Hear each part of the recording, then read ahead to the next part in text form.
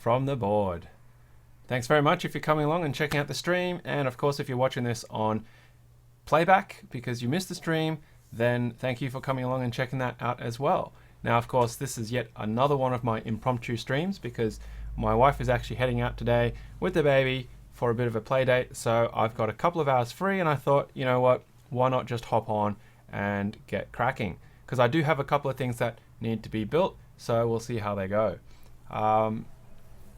Yeah, so today I'm going to be building a Let's Split V2. It's a ortholinear ergonomic split keyboard. It's a 40%, and I'm not quite sure what switches I'm going to put into it yet. I actually bought this kit as part of a group buy a really long time ago, and so I don't know why I really haven't built it yet. It's just because I've been pretty busy and there's been a lot of other things that have come up that we've been able to record and live stream. And I'm just kind of looking at the lag on the actual live stream. So I don't know if the front section of that intro got chopped out, but anyway, you all know who I am. And if you don't know who I am, it's all good. Of course, we are actually coming up to our first birthday on the board. I don't know if we can do anything special about it, but if we do, that'd be pretty cool. If we don't, I do apologize in advance. At the moment, we're just sitting a couple shy of 800 subscribers. So like I said the other week when we did the 700 subscriber giveaway, when we hit 800 subscribers, I'll be giving away a The Board mug from Teespring. And yeah, that should be pretty cool.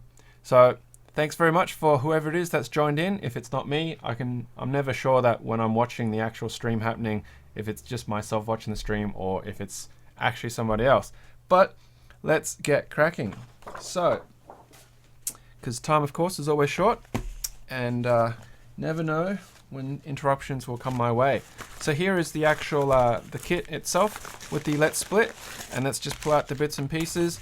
I've looked up a assembly guide which I've got on my other screen, and I'm kind of confused because it's got these two switches in it, and I don't actually know 100% what these switches are for.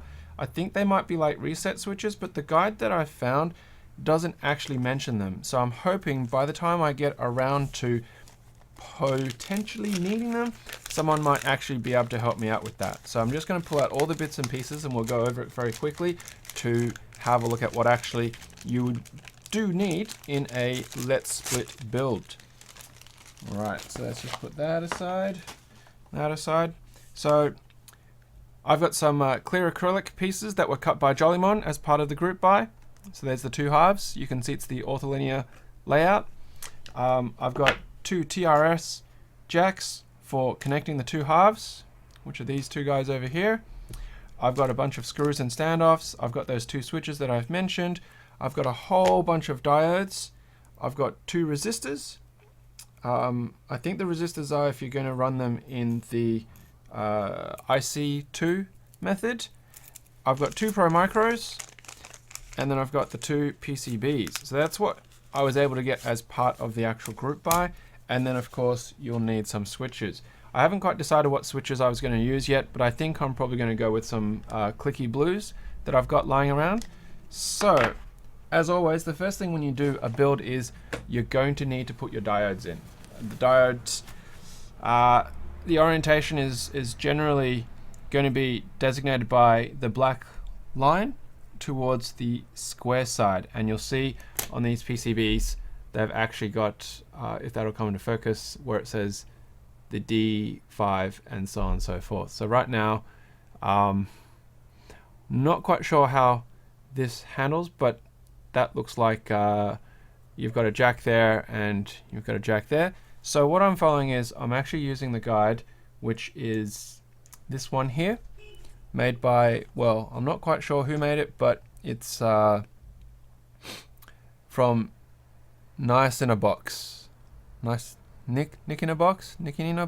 I don't know how to pronounce that. There's some build instructions, but I figured that this one was actually quite nicely presented and well written, so it would be probably nicer to work with. So you can see there's the PCBs, two Pro Micros. I've got a bunch of the diodes, the jacks, plate and case, standoffs, switches. Okay, so it's 48 switches, and then the cable, just some part breakdowns, So the first thing that we're going to do is let's do some diode mounting. So what does it say? Determine the orientation of the boards. Remember they're symmetrical, but you can set up to you'd have your TRRS jacks on the inside or on the same side. We'll be mounting on the inside closest to each other. That sounds pretty good to me. So what I'm going to do is I'll follow them pretty much the same way. So on the left hand PCB, the jack is going to be on the right, and on the right hand PCB, I'm going to have the jack on the left. Now, I've actually got that guide up, which is why you can't really see it on the front, on the top camera, but it means my orientation will be in that way. So the orientation will determine the top of the PC, inside the diodes on the top. Once mounted, they'll fit between the PCB and the plate. So let's do that, shall we? Now, I'm going to move some of these other components off to the side for the moment. Hopefully they're not going to get lost, crushed or destroyed, damaged, anything like that. Hey, that's pretty cool. We're up to 3 people now watching the stream. Thanks very much for coming along, guys. I'm just going to be doing a let's split build today, and I'm going to be following this guide that you can see on the screen right now. Let's switch that off so you can see the desk surface. For my builds, of course, my helping hands that I've got is this beast, absolute beast of a helping hands. Probably a little bit overkill, you might say, but you know what? As an engineer, I love things that are over-engineered and whatnot, simply because it's always fun, it's always cool. So I can actually jiggle this around to suit what I need it to do. How is everybody? I don't know who's lurking here, but if you're not shy, by all means, speak up. Speak up. Alright, so we've gone and said that we're going to do without jacks on the inside. So what that means is the left hand side is going to be TRRS jack on the right hand side, and then for the right hand side the TRRS jack is going to be on the left hand side. So, and this is going to be our top up facing orientation. Now our diodes, so we've got D1, D2, D3, D4, all that kind of jazz. So we just need to mount it to our helping hands a little bit in some way that is going to be easier to work with, assuming I can get this to play nice. There we go. I'll clamp that there. Now I'm gonna try my head cam in a moment once I actually start doing the soldering work. So it is going to be a little bit different compared to before. I do apologize in advance if it does make anybody not feel very nice, but if you don't let me know, I won't know that it's not working out for you, and therefore I won't know not to use it. So if you do get sick or whatnot, do speak up. Otherwise, yeah, I'm just going to keep using it because it obviously doesn't affect me. So I'm going to be using the TS100 soldering iron as well for it, and I did a very short video reviewing that earlier, and I thought I'd just set that up first before I get too far into it, so I can put the box and stuff like that aside. It comes with this tiny little Allen key, which right now is being blocked by the helping hands. Wow, this packet's really well closed. There we go. And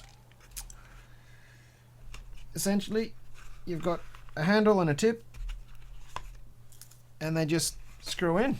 Well, not screw in, but they slot in. So there's the tip. If you haven't actually seen one of these before, it's pretty handy. And there's the actual soldering iron. You just take out this grub screw and that fits in there.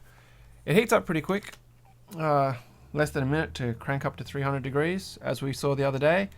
And it has a relatively fast sort of auto shutdown feature as well for safety reasons, which is pretty cool.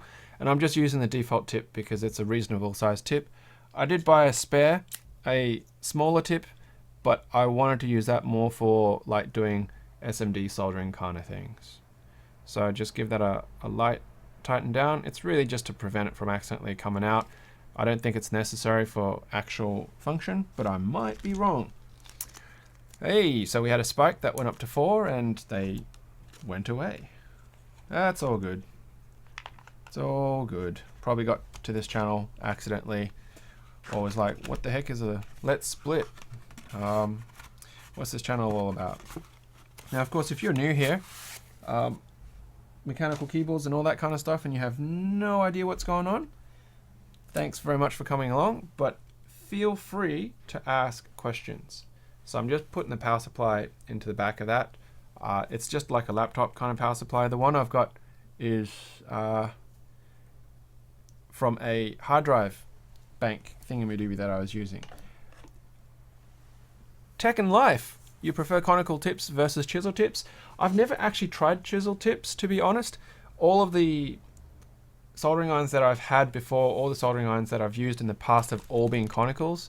I have seen people use chisel, but I think it's really just a matter of size, because a lot of chisel tips that I've seen tend to be a bit on the larger side. So I don't know what the advantages or disadvantages are, to be honest, about using chisel tips, but the one that I did get as my secondary one for doing SMD components is also conical, but it's a very fine point conical. Can you tell me a bit more about using chisel tips, if there's a reason why you would say that they might be a better preference? Now, how do I get these things out easily? Is there an easy way of doing this? Probably not. All right, so 3, 4. Bending the crap out of these diodes, pulling them out. 4. I'm just gonna pull a whole ream of them out like that. There we go. 4, 5, 6, 7, 8, 9, 10, 11, 12, 13, 14, 15, 16, 17, 18, 19, 20, 22, 23, 24, 25, 26. Okay, 26, 27, 28, 30, 32, 34, 36, 38, 40, 42, 44, 46, and in theory, if I counted right, 47, and the lucky last is going to be 48. All right, so Natson says chisel tips heat up faster. Conicals can be used for much finer solder joints. There's a link that Tech and Life has put in there. Beat him to it. Well, I guess it's... I've never had an opportunity to try. It's probably the first thing that I would say. And secondly, even using a conical tip, I've actually burnt pads before. I've lifted pads. So I would probably be a little bit wary in regards to using chisel tips, because if it heats up faster, then I'm probably more likely to burn stuff even faster and damage them. So maybe there's a good reason why I don't use chisel tips. Now, of course, you're meant to like bend these in some way so that, you know, they're all nice and uniform, but I'm a bad build kind of guy, lazy build. So what I'm doing instead is I'm just gonna bend the two ends, I'll drop them in, I'll push them down so they'll be flush, and as they go into the hole, they'll kind of line up anyway. So remembering that the square hole is designated towards the black end because diodes are directional. And just like my Artisan brand, I work pretty rough. Function is probably more important to me than form from an engineering point of view. I was talking to somebody about a particular solution for something, and I mentioned my thoughts about it, and then they were like, it's not elegant. And I was like, I don't care if it's not elegant. If it works, it works. Elegance is a byproduct of the modern age, in that people want stuff to look nice, but I would rather have stuff that actually works first. So, but that's just me. Hey, wow, we're up to 7 people. That's fantastic. Thank you very much, guys, for coming along. The record, I believe, for this channel actually on a live stream has been a whopping 21 people or 22 people thereabouts. So we're already almost a third of the way there, which is pretty funny. I suppose it's a little bit tragic at the same time that I've only been able to pull 20 odd viewers for a live stream, but you know what? That's okay. It's mechanical keyboards. I know that mechanical keyboards aren't everyone's thing yet, but we're here to raise the awareness. We're here to spread the word. Spread the word. So where's everybody from? Hey guys. Now, if you don't know where I'm broadcasting from, I'm dialing in from Sydney, Australia. It's Saturday. It's about 11-ish or so. It's pretty nice weather today. It's been bloody windy though lately. Yesterday, winds in Sydney were clocking over 100 kilometers an hour. I was at work and there was a smoker's hut. So that's just a place where people can actually officially go and smoke and not get in trouble for. And it had acrylic roofing on it, and two of the roof tiles, the actual sheets got stripped off in the wind, which was pretty hectic. And then we got an email saying if you park between these two buildings, move your car because the actual ceramic roof tiles were coming off. So it was pretty hectic. Preferred chisel tips for SMDs, just micro pencil size, soldering on small cal is preference. Work with what you got. Hey, T-Cob, checking out from Germany. Fantastic. What's the time like over there at the moment? It must be pretty late, maybe? Or just sort of getting into early morning or evening? I don't know. My sense of time around the world's pretty shocking, to be honest. It's 3 in the afternoon, 3 in the morning.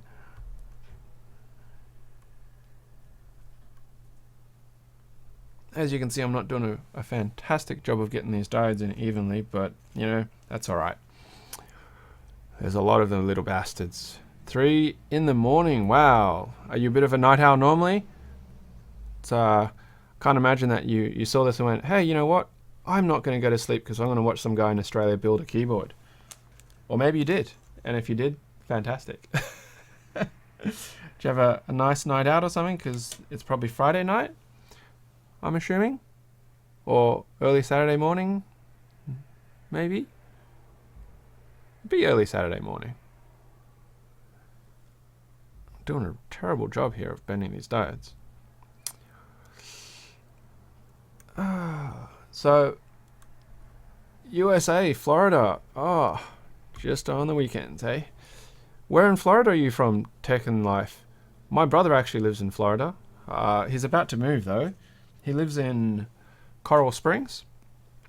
But he's about to move to Oregon because he's starting a new job next week.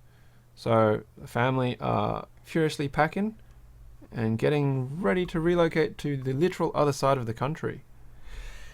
You know, I used to stay up all crazy hours when I was younger. I'm not saying that I'm particularly old and ancient or anything right now, but just as I got older, I just found it harder and harder to stay up late, and I didn't really have the need anymore. Everybody else was going to bed earlier, and then of course, you know, you get married and then you have a kid, and then you go to sleep whenever the heck you can.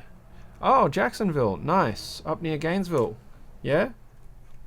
Up in the sort of the wetlands area, in the Badlands. Yeah, I've never tried working a night shift job before, so I don't know what it would be like to live the life of a night shift kind of person. I work day hours, but my day hours are shifted. I normally get to work around sort of 6:45 in the morning, and then I finish at 3. So it's nice because it does mean I get home at a reasonable hour and I beat traffic and stuff like that, and I'm off peak all the time. But getting up in the morning at 5 is always an absolute killer.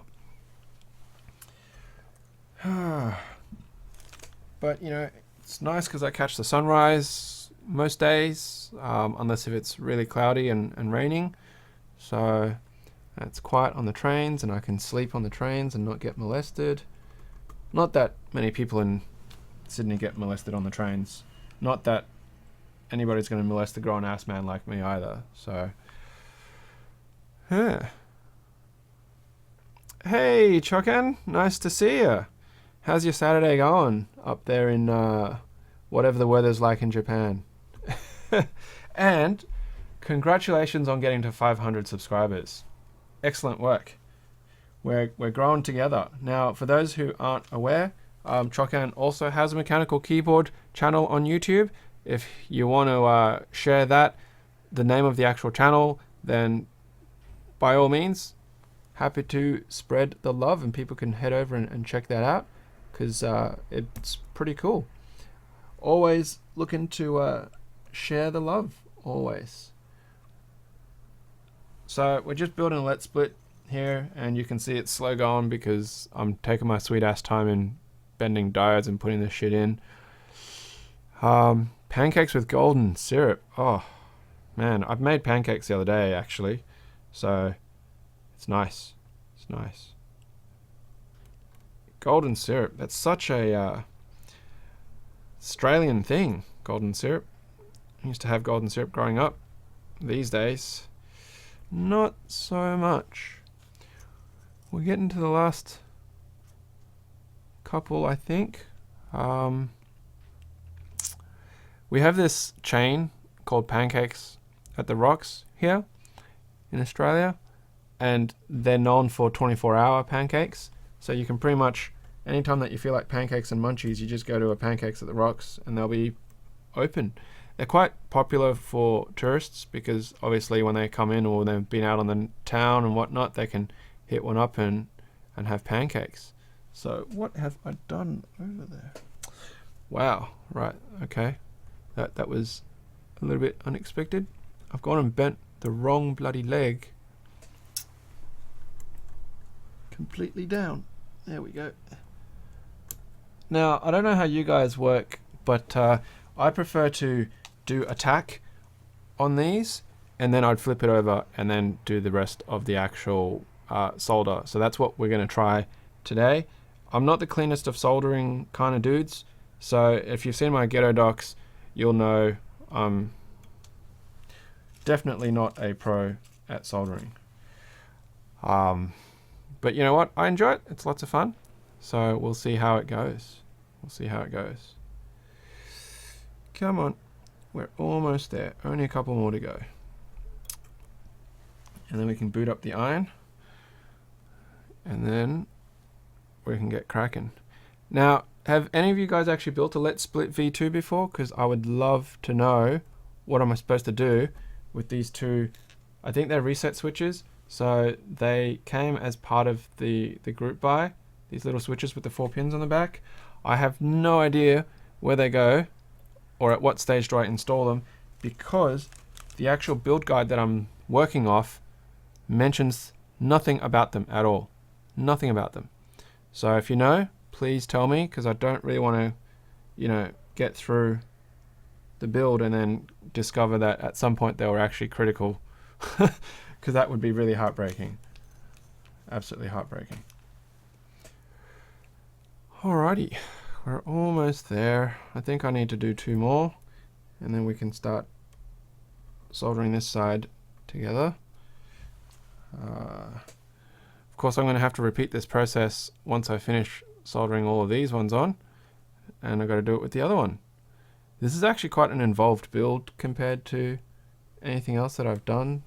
I suppose the ergodox was similar, but I didn't really build the ergodox on Livestream, so I had at least that benefit of the doubt, not looking silly publicly. So because it's a 48 key, I should be seeing 24 diodes in here, so I'm just going to give that a quick count. 1, 2, 3, 4, 5, 6, 7, 8, 9, 10, 11, 12, 13, 14, 15, 16, 17, 18, 19, 20. 1, 2, 3, 4. All diodes are in. Okay, fantastic. That's exactly what I needed. I'll put the other PCB down here. So what I've got is I've got a Yihua soldering iron stand that I'm going to be using as part of this. And what I'm going to be doing is I'm now going to be tilting it probably a little bit lower and easier for me to work with. So what you'll notice is it's coming off the actual top-down camera, but never fear, because I'm just going to take it off those two. I'm going to be switching over to my head cam in a moment once I sort this out, once I sort these clamps out. I think that's probably the disadvantage of having the longer clamp arms is it does actually get a little bit harder to position them at times depending on what you're trying to achieve. So there we go. Couple of things that need to happen is I need to turn the actual soldering iron on, which we'll see if that's going to melt a bloody hole through my holder or not. So PowerPoint. There we go, there's a plug. And the iron you can see on the corner of the screen just over here on the right is heating up. Okay, so from the top down, it's one of these button things. It's just like a little switch, if it's not going to come into focus. Yeah, it's just one of these little switches, and it's got 4 claw pins on the bottom. So I actually have no idea. It says D29 on the bottom. It came as part of the actual buy, as part of the group buy, came in the kit. There's 2 of them, so I suspect they're designed to be reset switches, but I actually don't know where they go. So I'm going to press the switch, and that is now ramping up. Now, for those who saw my videos previously, I've got head cam. So what I'm going to do is I'm going to give the head cam a try. I do apologize in advance if you get any motion sickness or anything like that, but you need to let me know in the comments, and then we can see if that's going to be an issue or not. Now I wanted to do this simply because I didn't want to copy what Ski with Pete does in his solder cam, but I wanted something that was a little bit easier and nicer for people to see what I was doing without yeah, knocking off somebody else's concept. So I'm not sure if it's going to even come into focus or not, but we'll have to see how it goes. So let's just tin that first, and there we go. Get a bit of length on my soldering spool. Tack that end down. That end down.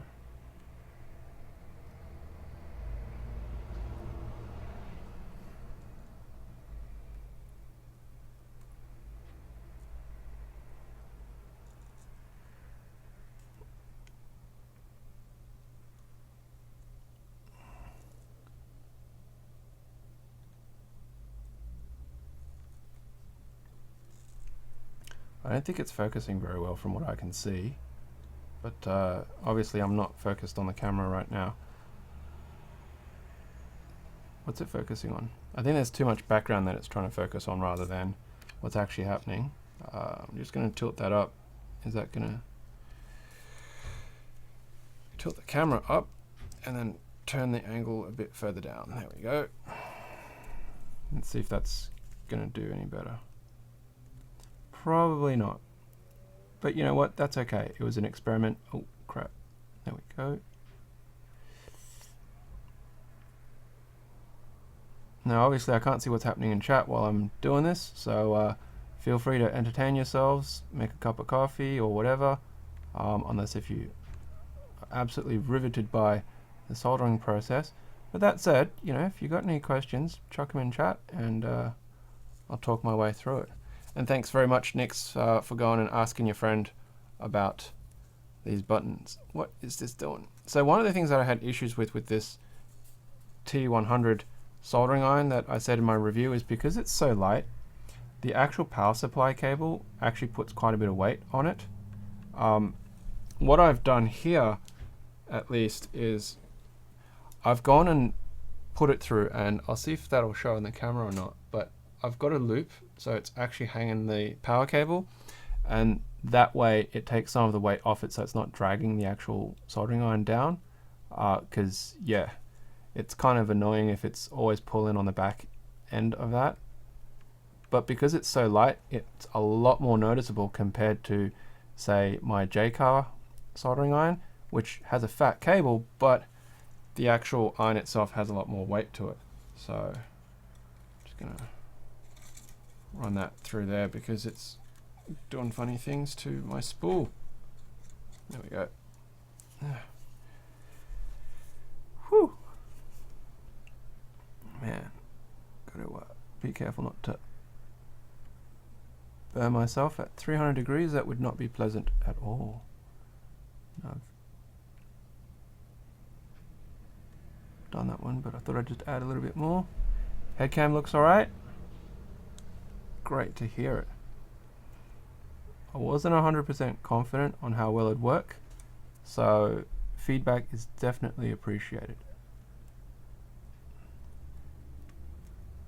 I didn't really have anything that I could mount it to easily, but I had this particular visor which came from an old like jeweler's magnifying set. You put these lenses into it and you can change the amount of magnification by the number of different lenses you slot into it. And so I modified it to take the camera, but it still actually works as that. So originally I was like, you know what, I can use this for my sculpting videos because it's a lot easier to see what I'm doing sculpting while you've got head cam on. So yeah, pretty cool. Awesome. Now I've tacked down one side, and what that allows me to do is I've still got the freedom to flatten out the other side, because not all of these diodes are necessarily sitting 100% flat, right? And if I've bumped it while I've been soldering it, then that would be really bad. So I'm actually just pressing down on the other side to make sure it stays down, so that the diode is actually sitting flush as possible. And then I can flip it over and solder the other side. Okay, so I'm going to carefully put that down there.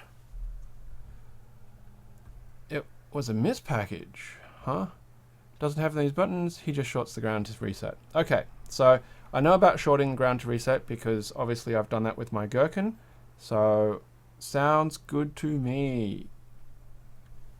We'll do it that way. We won't use the buttons. I don't know if it's a mispackage, but it's probably a convenience factor that you could wire it up with actual reset buttons. So, but you know what?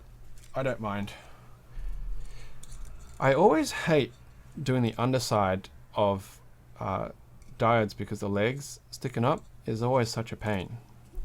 Absolutely such a pain. But that's just part of what we do, isn't it? Okay.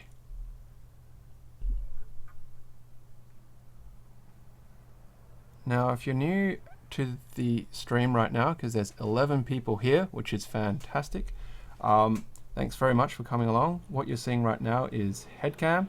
It's just something I sort of cobbled together with another webcam to give a slightly different view of the soldering process or the sculpting process or whatever it is that I'm building. If it is giving you motion sickness or anything like that because I'm being unstable with it, let me know, and I can always switch back to the standard sort of top-down table view, but I'm trying to keep my head as steady as possible so I don't do that to you. Now, if you have joined, you haven't really read the description, or you're not 100% sure what it is I'm building, I am building a Let's Split version 2 keyboard. It's a 40% ortholinear split keyboard.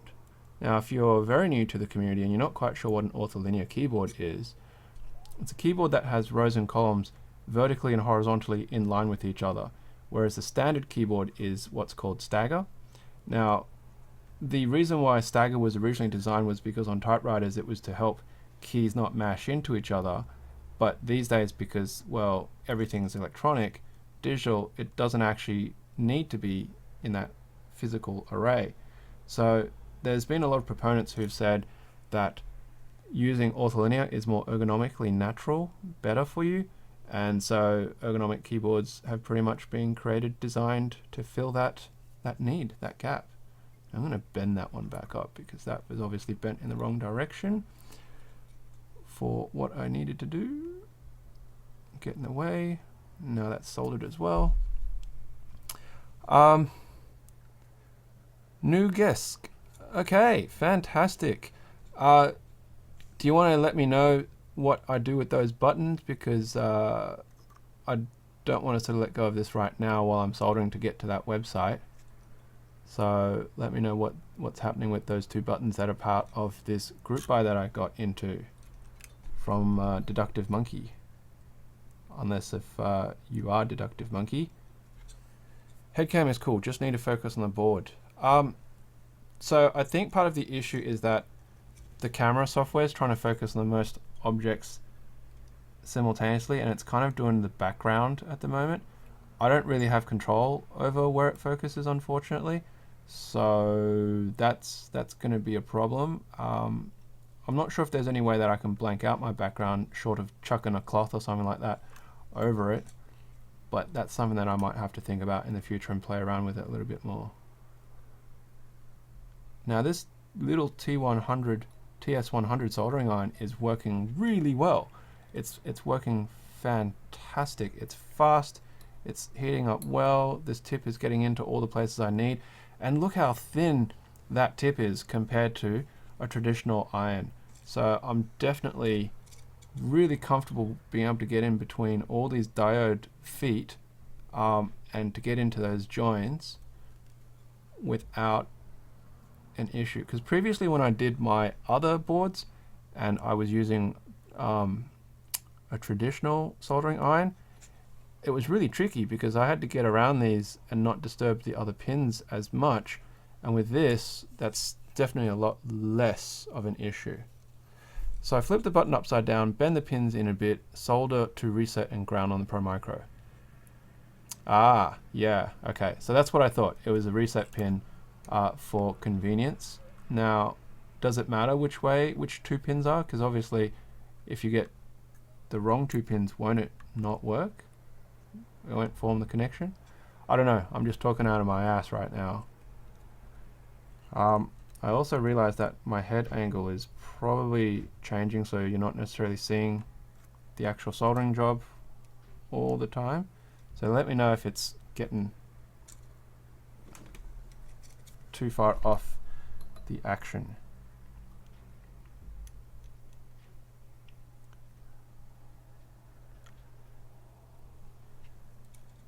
Alrighty, we're halfway through this half, which is good.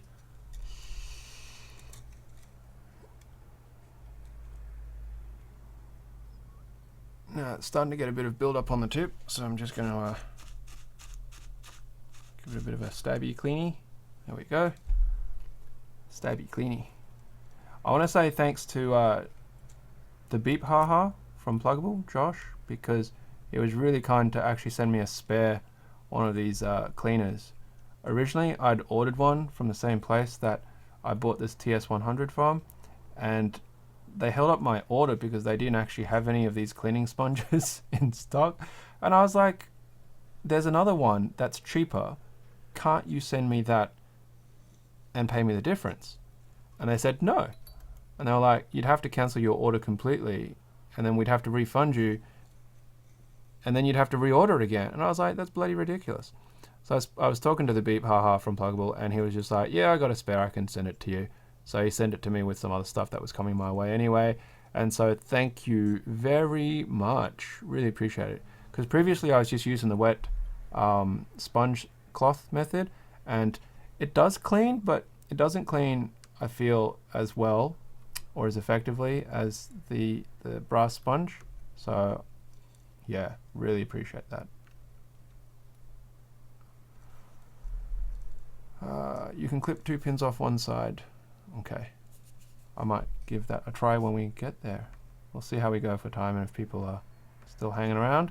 Obviously I'm still going to finish the build, but whether people have an appetite for hanging around that long is yet to be seen. Just going to retouch that one. There we go.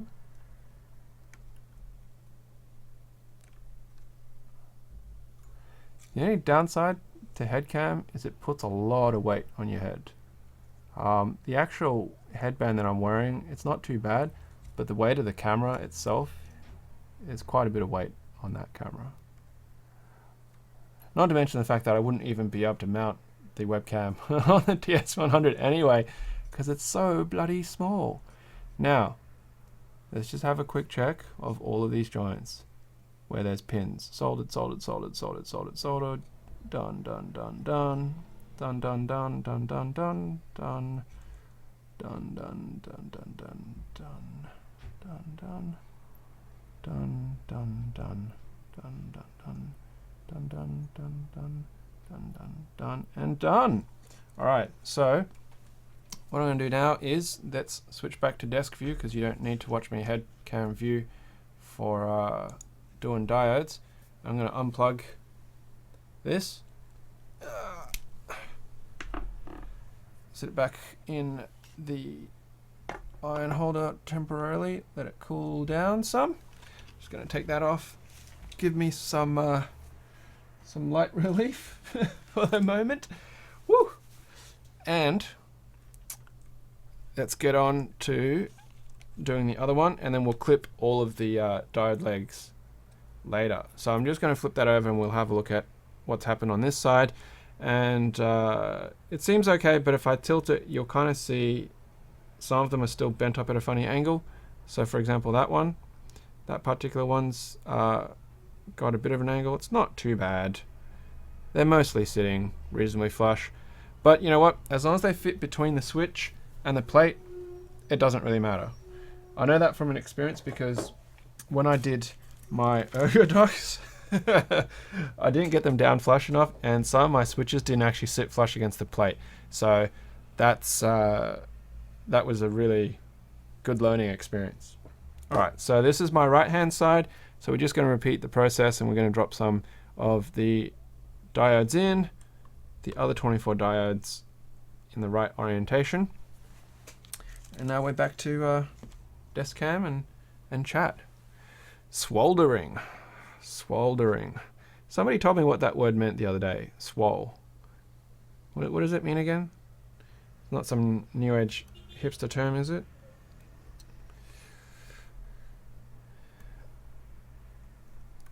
Oh. Man, it's been a long week. Been a long week. I've had to fill in for somebody at work who was on annual leave for the week, and basically taken over their duties. And I won't say it was the worst week ever, but it was just a challenging week, balancing my own normal duties plus the extra work from them. And you know, just in general, I'd been ill last week. My wife had been ill. My baby had been ill. So everybody's been sick over the last week. And yeah, we're all in recovery, which is good. So having to have the extra work was definitely a challenge. What are you smiling about there, Chocan? Just because you've had pancakes, eh? Do you guys like thick pancakes or thin pancakes? Oh, getting swole, right. With muscularity. Who was it I was talking to? They were looking at a picture of me, and I think I might have been carrying the baby or something like that, and they were like, my forearms are really well defined. I mean, you know, you can see the muscle groove lines there. And I was just like, yeah, when you carry a baby and the baby weighs like 8-9 kilos, you get strong very quick. Or you put up with a lot of screaming. So take your pick. Eat plenty of protein. Have plenty of water. And pick up your kids often, because when they grow up, you're not going to get to pick them up anymore. That's what they say.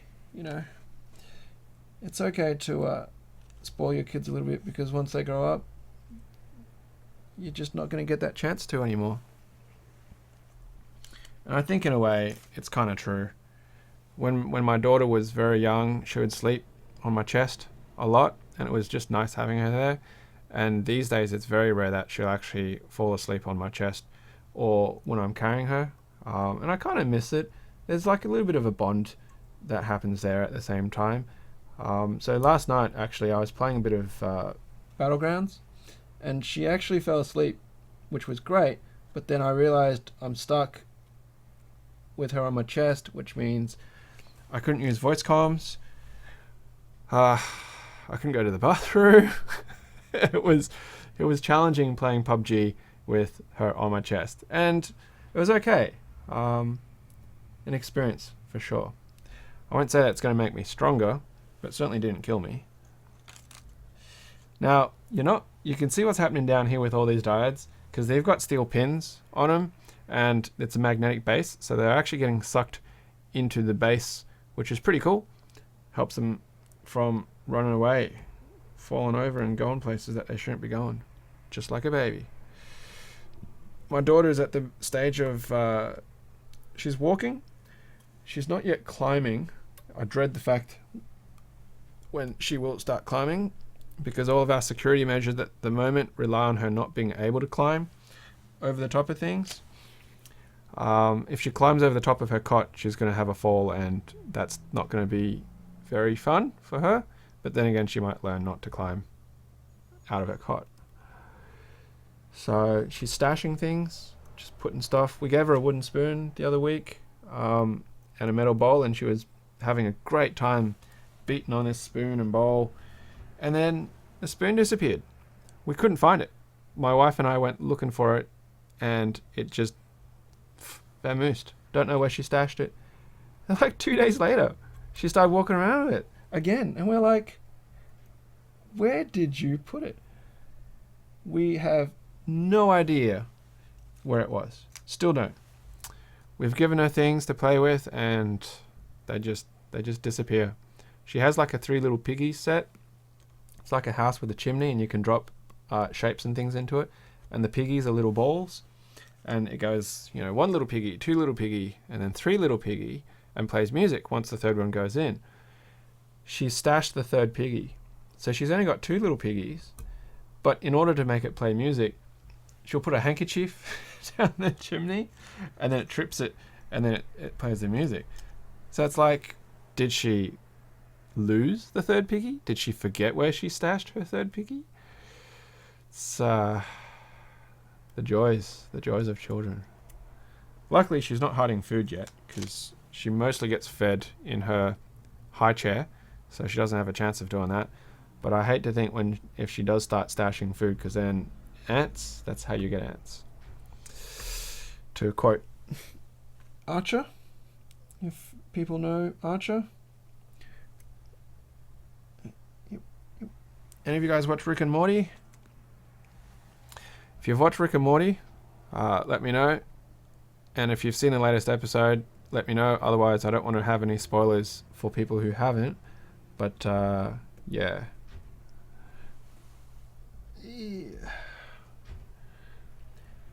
It's always a bit unusual with live streams, right? Like, because you can chat to whoever it is, like myself, for example.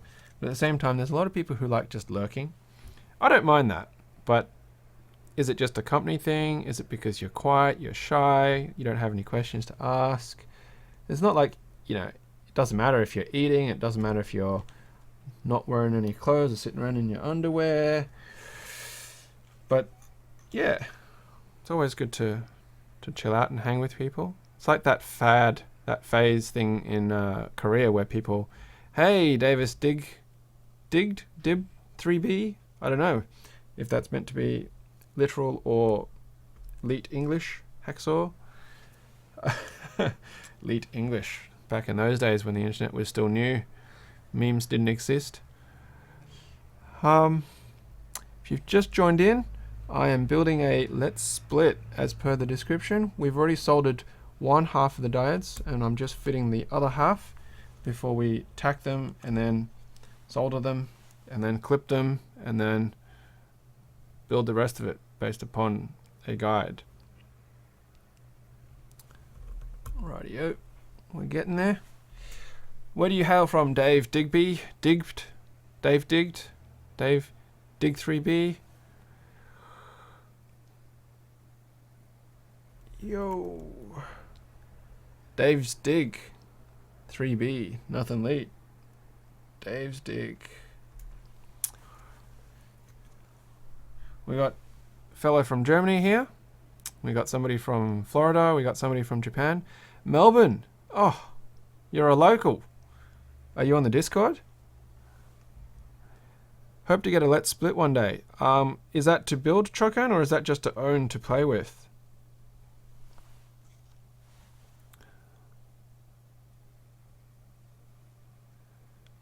I'm not fancy like some of the others who put on music in the background, but that's because I don't really want to torment people with my horrible music. Yeah. I know that Tiny makes things when she does her streams. She does it on Twitch, and she has like all sorts of pretty cool stuff that happens, apps within her Twitch stream. She has like a music glow box in the background, which is pretty cool.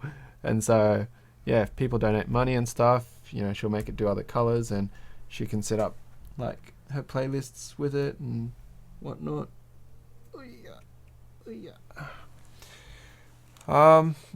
Good soldering inspiration. Yeah, it's always hard to find time, because obviously it takes a long time to do builds. I've got time to do short videos in chunks and things like that with the baby running around afoot, but to actually sit down and build everything in one hit, it does get quite challenging. Join the Discord, still new, started this month. Oh, fantastic. PCB with LED backlit support dropping soon. See, I'm not really an LED or an RGB kind of guy, so those kind of things are never really something that I'm too sort of, I won't say keen is really the right word I'm trying to describe here, but like, it's not a feature that I find necessary. Because people go, oh, you know, like this keyboard's really fantastic because it's got LED and backlighting. And I'm like, okay. Yeah. Andre, cheers for speaking up. Fantastic. Chokan, what music am I into? It's a bit of an eclectic mix, because I grew up in an Asian household listening to AM radio from my dad. My dad likes talkback and that kind of stuff. And he used to listen to shortwave radio, because we used to live out in the sticks on a farm. And that was just one of the things that you could get, because FM had no reception out where we lived. And then at school, I was doing a lot of big band and classical music in orchestras and stuff like that. And then I joined the choirs, which had pop music. So I started branching out quite a bit. I don't like listening to house and techno and dance and things like that. It's really, I find it pointless music, if I'm permitted to voice that kind of opinion. Of course I am, it's my opinion. But I never really listened to heavy metal or rock until I got married. And the reason why I say that is because my wife actually listens to a lot of sort of symphonic metal, power ballads, that kind of stuff. And I don't mind it, actually. It's quite nice in the context of what it is. So things like Epica, you know, Nightwish, that kind of stuff is fine. And my wife's favourite band is actually Camelot. So when they came to Australia on their Australian tour, we actually went and saw them. And that was really cool. That was the first time I'd ever been to a heavy metal concert, and it turned out fine. You know, there was a little mosh pit and everything, and my wife bought, you know, their album and their shirt and stuff like that, and yeah, it was a good time. So my tastes have certainly broadened, but I do listen to mostly mainstream, but oldie goldies is really what I listen to, sort of smooth listening and classics, for most part. Just so you know, house and techno isn't music, it's tones and bass. Aha! Well, there you go. So that's somebody who may share similar kinds of opinions. Alright, so what we're going to do now is, the iron is already back up to 300 degrees, nice and fast, and we're going to do our tack method as well. So we're back on with head cam. Is it going to focus on the let's split? There we go. Now that's on focus. Let's get that back on. You know what? Let's just turn that up a little bit. Just turn it off a little bit. There we go. So I'm going to go by rows and columns if I can. Take that down. Stay down. Oh, it's lost its focus again. What are you doing, mate? Oi. Oi. I think the focal distance might be a bit too close for it or something. It's just a Logitech C920 that I picked up secondhand on Gumtree.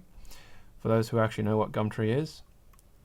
And of course, if you don't know what Gumtree is, it's kind of like an Australian version of Craigslist of sorts. It's just classifieds, really. Got it really cheap, and I thought, yeah, let's put it to use, shall we? I would love to be able to upgrade my camera equipment, but of course, in between buying group buys and affording baby things, paying, you know, the mortgage, all of that kind of stuff, there's not terribly much money far and few in between. And despite the fact that I do have ads on my YouTube videos, I can tell you right now, it's not a money earner. You'll notice, of course, that we don't have that many subscribers, and yeah, it's proportional to the views, not the subscribers. So that's where the challenge is in regards to if you wanted to actually try and make a living off YouTube. You need numbers. You need numbers of views. But I'm not here to make a profit. I would just love to be able to, you know, maintain things at a relative neutral pace. That's why I have a day job, so I can actually still have a hobby and it's not work. But I'm really happy. I'm really glad that the actual podcast side of the board has got a sponsor, which is Idea 23, of course. They've been really supportive of us since they actually joined the scene, and they're helping keep our costs on the podcast close to neutral, so which is really, really fantastic. Really appreciate it. And of course, Idea 23, I know recently they've been copying a bit of flack, but because there's been some delays in the mass drop group buys that they've had going. Yeah, it's a one-man show. So, you know, I think there needs to be a little bit of understanding and slack given to Juan Bus Gamer, because he's trying to produce like 800 caps of those bubble tea caps by himself in the space of a couple of weeks, and that's a hectic task to do, to be honest. Picturing Don in a mosh pit shoving non-keyboard enlightened people around. Well, if I was going to be in a mosh pit, I probably wouldn't be carrying a keyboard. But if you wanted to protect yourself in a mosh pit, you could probably do that with a keyboard very well. And you know what? I've missed one. This is why we check before we flip things over. I missed one. I can't believe I did that. This one down here. It's a good thing I check, isn't it? There you go. Now you're in. Alrighty. I'll tell you what, the mosh pit was really scary the first time that it started at the concert. Now, I don't know if any of you guys who are locals has ever been to Manning Bar at the University of Sydney, but that's where it was held. And it's not a big space. It is not a big space at all. And there was, I don't know, probably 200 people maybe crammed into that space. It was scary because everyone was jumping up and down and friggin' hands in the air, you know, heads thrashing around. There was a lot of long hair. There was a lot of long hair going on that night. And then this space appeared out of nowhere. It was like just this cavernous space. It was like people knew it's mosh pit time. And I was like on the fringe of this, and I thought, holy crap, what is about to happen? Because I've seen footage of mosh pits before and things like that. And then, yeah, everyone just surged in. surged in like mad. But thankfully I stayed outside of that circle, so it was pretty good. Wise. Hi streamer. Hello viewer. Thanks very much for coming along and checking this stream out. Really appreciate it.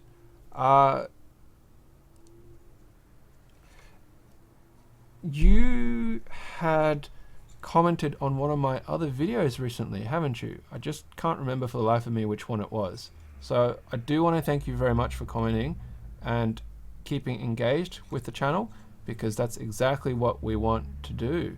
We want to, of course, have a conversation with everybody who is interested in the community and what we talk about and what we show and stream. So really appreciate it, and of course keep it up. Now for Nix, something about a Discord. Are you on the Australian Mech Keys Facebook page? Because if you are, one of the boys and girls on that will definitely be able to shoot you a link and invite to the Discord. Obviously, I'm not really going to be doing that right now at this second.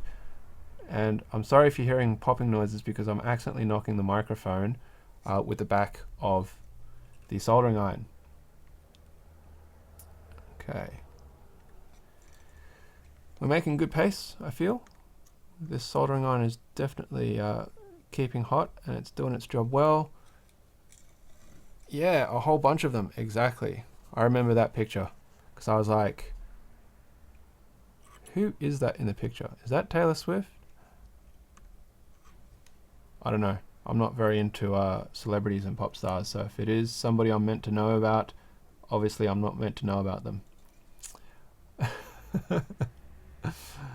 This camera's not doing a very good job at focusing.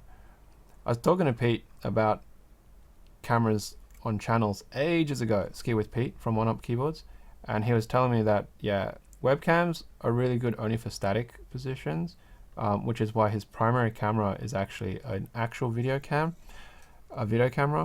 and it allows much movement and focusing ability. But he's got a really complex build rig. If you've never seen it, just check out one of his videos, because he's got actual descriptions to the parts in it. And I was like, man, I'm so jealous of that kind of setup.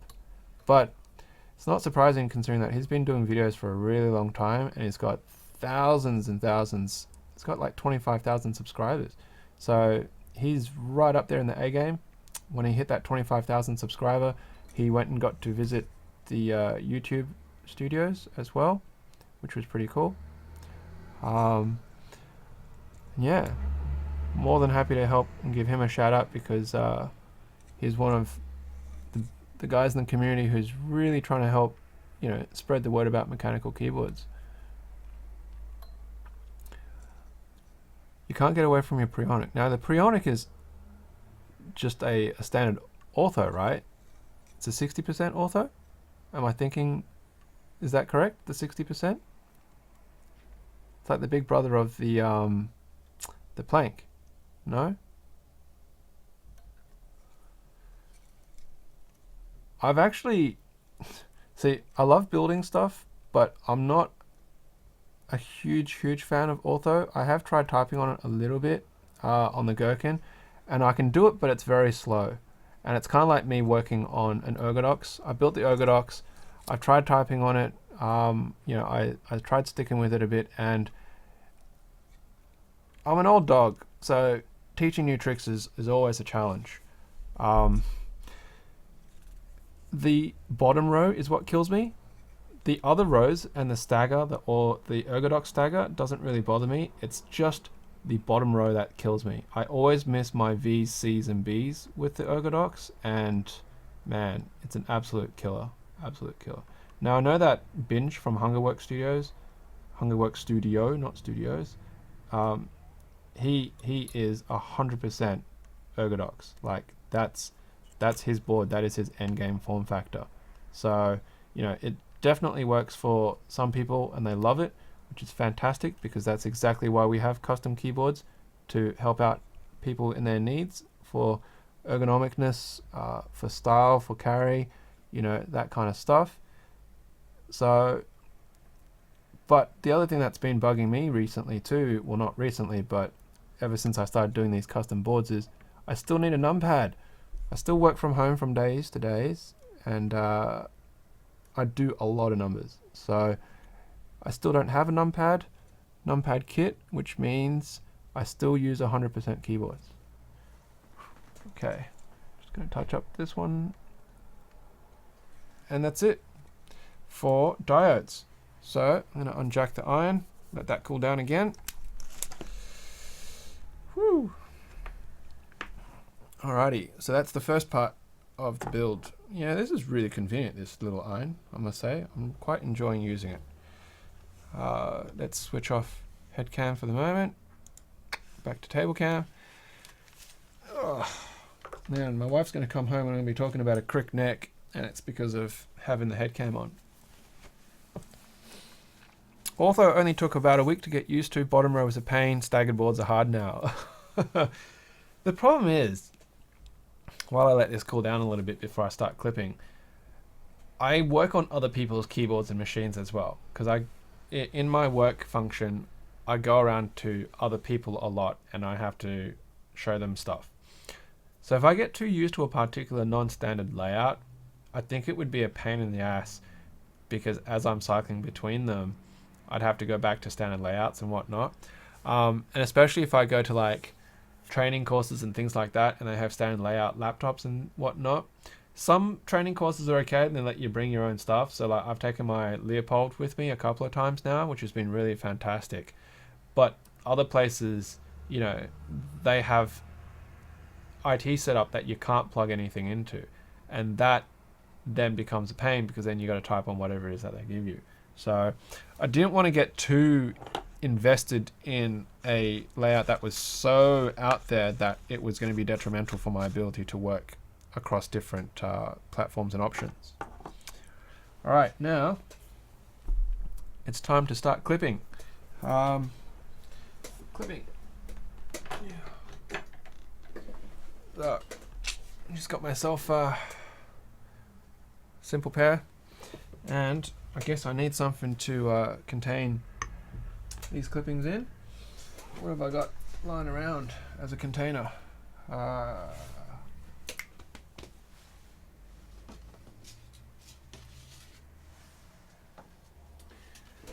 Just the an old meat tray will probably be suffice, I guess. C key was the worst to pick up. Yeah, that probably bothers me.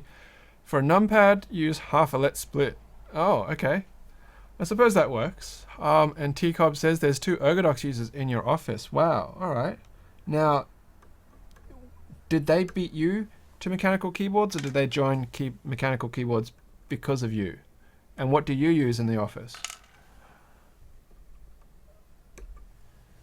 Oh, that wasn't a very good clip. There we go.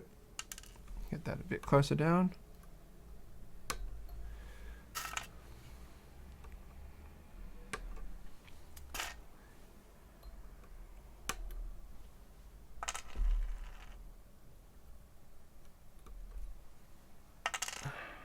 It's very quiet here.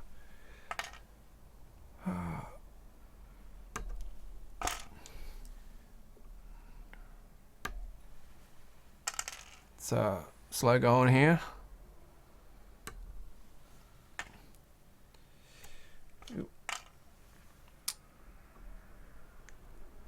Any of you guys going to try and grab one of the Signature Plastics grab bags happening on the 23rd?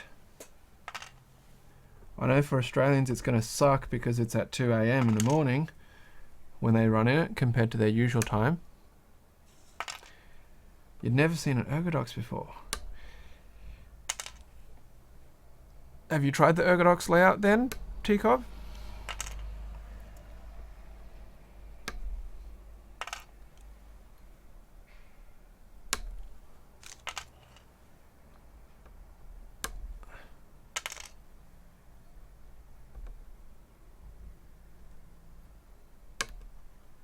Yes to grab bag. Hey, Zuligilug.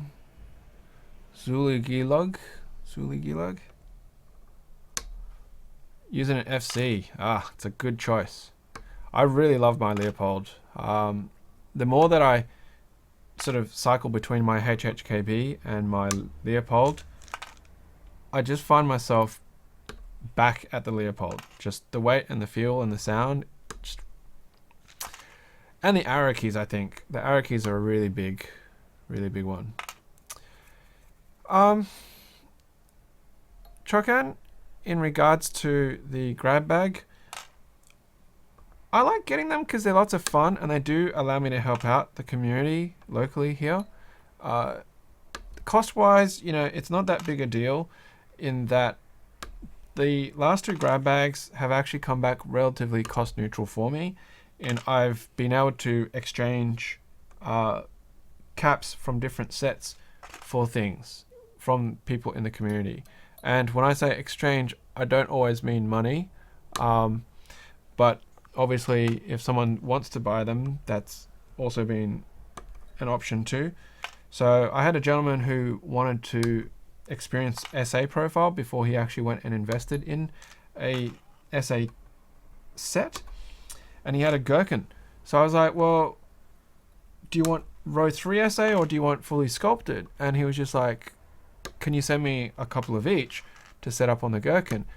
And I actually had enough in my grab bag that I gave him a full gherkin, so 30 in the sculpted profile, plus the remainder to swap the row 1 and 2 into row 3, so you could have full row 3. Now, I didn't tell him that I was doing this. I just wanted to do it because I could. And he was like, oh, you know, how much do you want for it? And I said, look, I'm not going to charge you for it. Just send me however much money you think it's worth when you get it, right? And just pay for postage. It was simple as that. So I sent it to him, and then he was just like, oh, wow, thanks. And then he gave me like 20 bucks. So just by doing that, that was almost a third of the cost of the grab bag, because I was generously helping out, you know, somebody from the community, and I had no expectations at all. There was no pressure upon them to pay me anything more than shipping.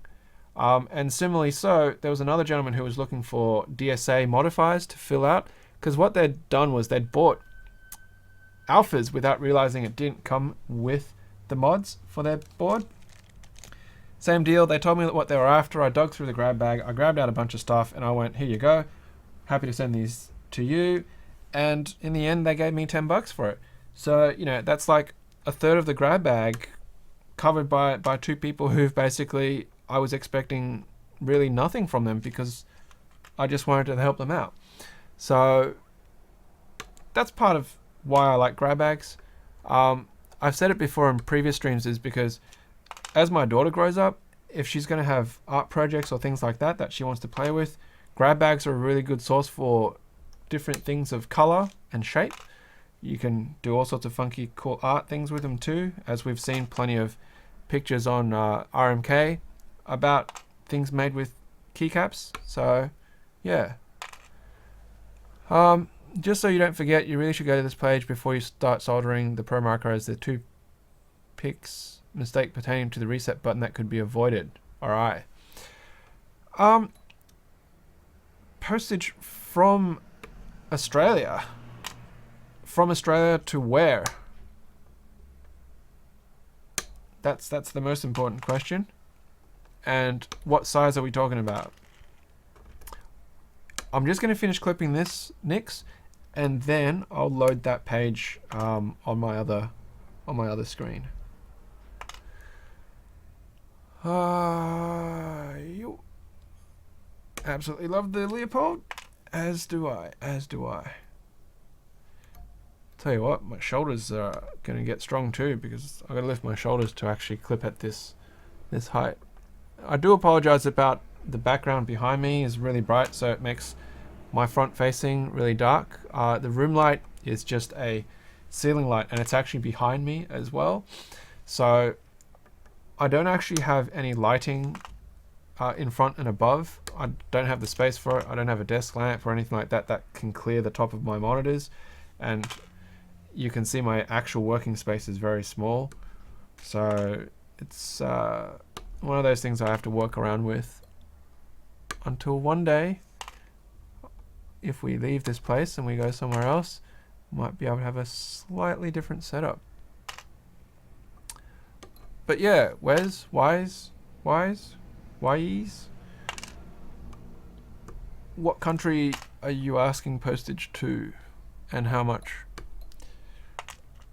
If you're asking about how much Signature Plastic charges for shipping to Australia, it's the flat $15 that they've started doing, which has been pretty good. Previously, when they didn't have the flat shipping, I was like, no, I'm not going to get it on a grab bag because it's way too much. It was like $35 for shipping. But I suppose they bumped up the actual price of the grab bag to compensate for that, and it turned out still cheaper, I think, compared to what it was before.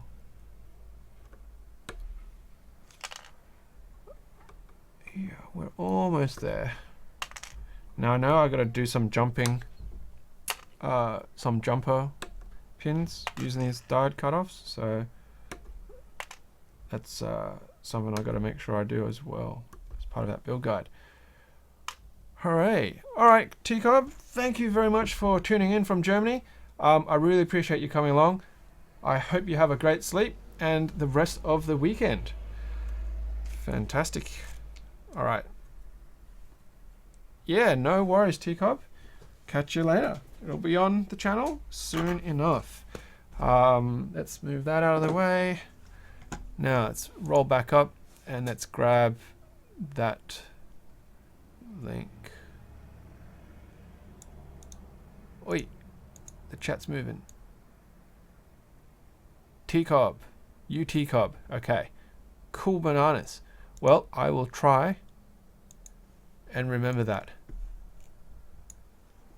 Alrighty, so let's just switch over to the right hand side monitor and have a look at this build by Danny Newen. Well, Nix, your name is out there now, but then again, if this was on the internet, that's yeah.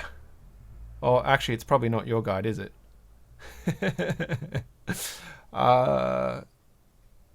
Plates, yeah, not too concerned. Okay, let's get some diodes on. Header pins, rightio.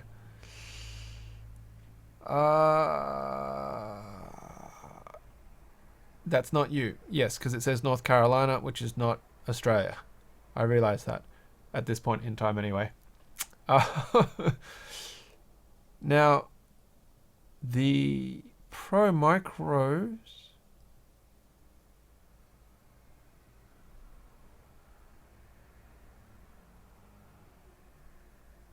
Oh, okay. Right. I understand what you're talking about now. So they've basically soldered it and then they've had to bend it. Yeah. You know what? I'm not going to bother with these switches because the Let Split case has plenty of space on the side to be able to get in and touch those two pins for reset. So I'm okay with that.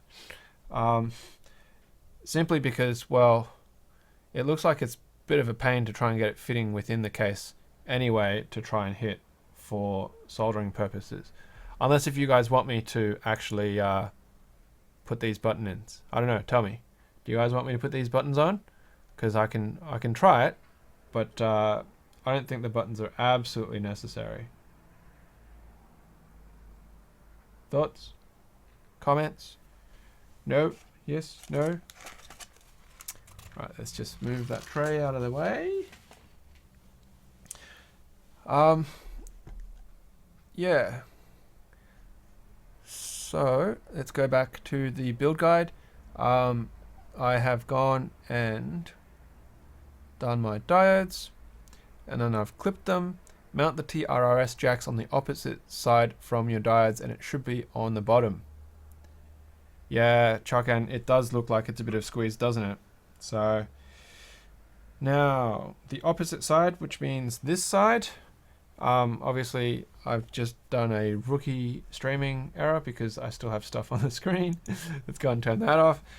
So diodes on that side is on the back side, which means the TRRS jacks sit on this side. And so I'm just gonna clamp that. I'll get one of the TRRS jacks and make the pins line up and fall in. Just like that. Just wondering if I should tack it on this side while it's flush. Yeah, I think I'm going to do that. Now, you can't see that because it's obviously, there we go, that's a little bit better. At least the top-down camera is going to keep that in focus. So, I'm just not going to bother with the head cam at the moment. Let's get this in. Let's turn you on. And watch it ramp up in speed. 69, 70, 100. Hey, Sonic Case. Fantastic. Ah, okay, so Zuglang says, definitely put in the buttons, built one recently, huge improvement, it's really tight when put together. Alright, well, I'll put in these jacks first because it obviously doesn't impact how those buttons go on, but I might get your feedback on that, on how to do the buttons when we get to that. Okay, so we're going to try and tack this. There we go. So that I can keep it flush without it falling. Because previously when I did the one on the ergodox, I wasn't able to keep it flat. Oh, man, this is a pain. Oi, get off, get off. And my jack wasn't actually 100% flush to the PCB. There we go. Okay, so that's on. So I'm going to carefully put that there. We'll flip this over. And we'll solder the pins on. All right.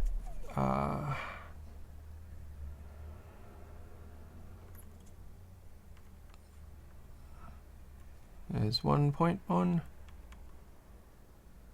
There's 2 on. Let that wick in. Let that wick down. And that's 3 down.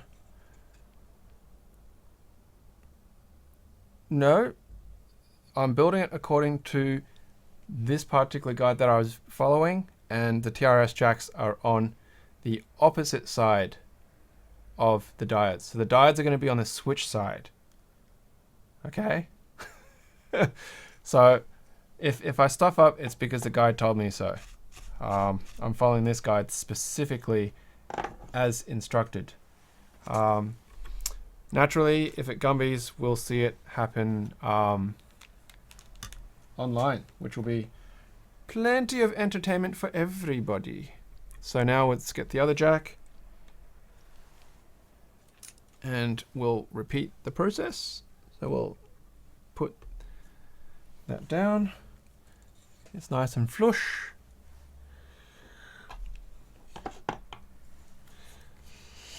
I probably will use QMK.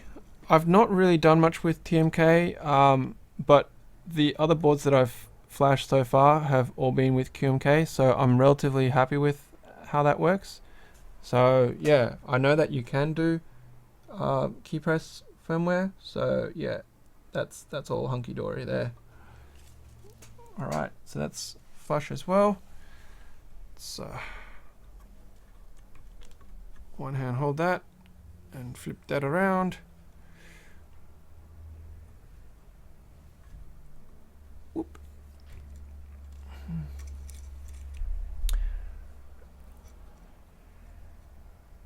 Useful feature.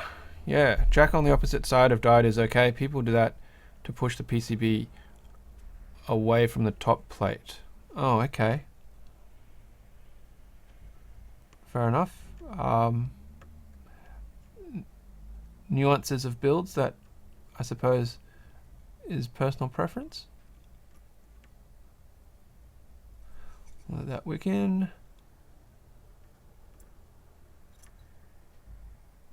Let that wick down.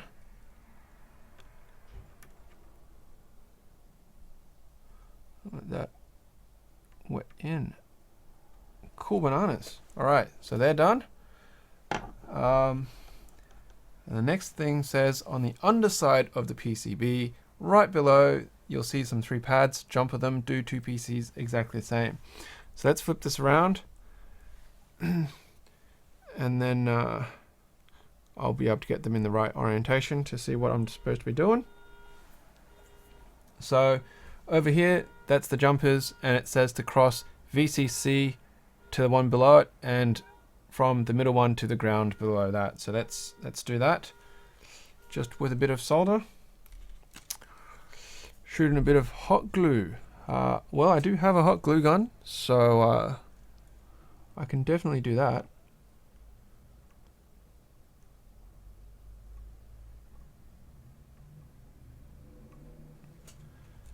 Why are you not jumping? There we go. That was a bit tricky. Oh, crap. There you go. So first mistake I've done is I've jumped it on the wrong side of the board. So I was too caught up in what was happening in the chat. That's there we go. I've just gone and separated that jump.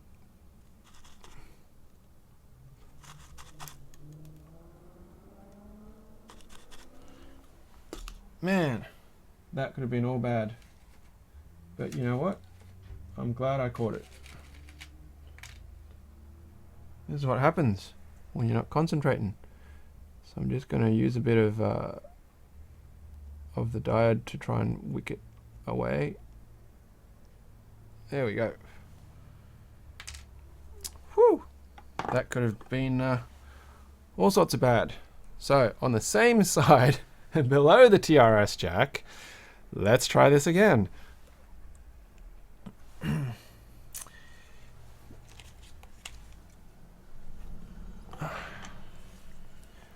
Alrighty, so I want VCC to the middle, and then middle to the ground below the jack. So build some of that up, build some of that up, and bridge, you bastard. There we go. Get it into the middle, get it into the middle.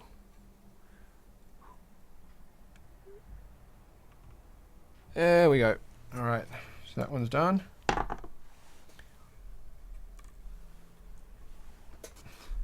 must say, I do like the loop-in on the bottom there. That graphic's pretty cool. Not quite sure about why there's a karaoke figure happening, but I'm sure there was a reason behind that particular choice of graphics. But you know what? If you're the designer and you want it there, then that's why it's there. Nobody else really cares, right? So VCC again to the middle, and come on, bridge from the middle to ground, bridge. Okay, just gonna clear that. Go back to the guide. Let's see what we're doing next. Mount the header pins. So insert the short side into the bottom, same side, and solder them in. To keep them aligned, you can slip it, but don't solder in the Pro Micro.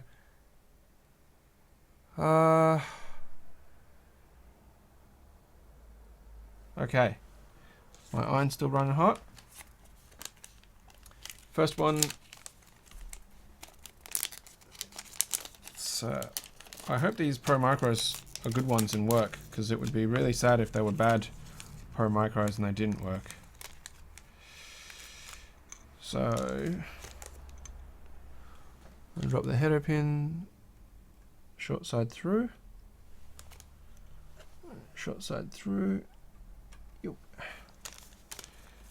and then I'm going to put a Pro Micro through it just to hold it in place, but remembering we're not soldering the Pro Micro in yet. Just to get the alignment right. I don't know how I'm going to...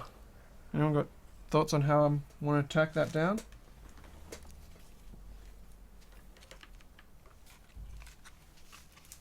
I've got masking tape here, but in general my experiences with masking tape and doing this has not been the most successful. So any thoughts on how I should do this, or should I try and do it upside down?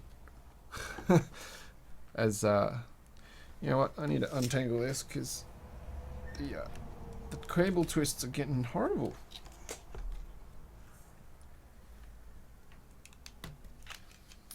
Clunk. It's a low budget production here, isn't it? Nothing like a home enthusiast. Alrighty, now that's upside down. That's the right way up.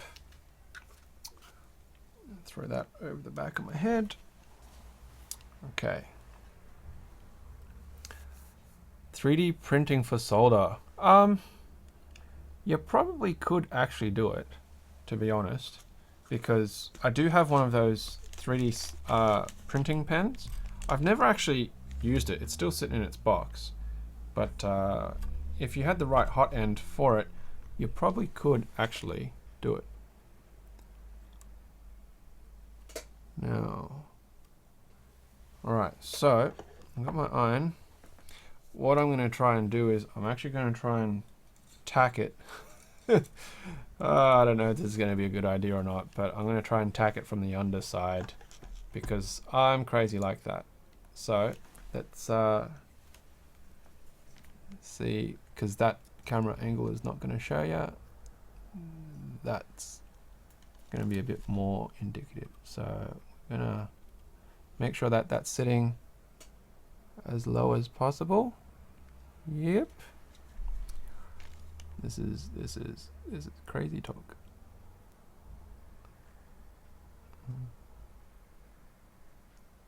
There we go. Did that lift up? It looks all right. It looks all right. So let's try it on this side.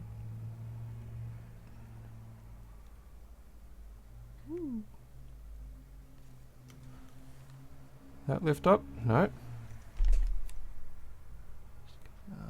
Let that wick in. And then, oh crap. This is crazy solder. Any of you guys ever play that game called Crazy Taxi? I feel like that was one of the best arcade games in that era. Okay, so let's lift the Pro Micro off. That came off pretty smoothly, which I'm happy with. Wiggle, wiggle, wiggle. Nothing. Doesn't move. Fantastic. The outcome has been achieved. So now I can turn this around.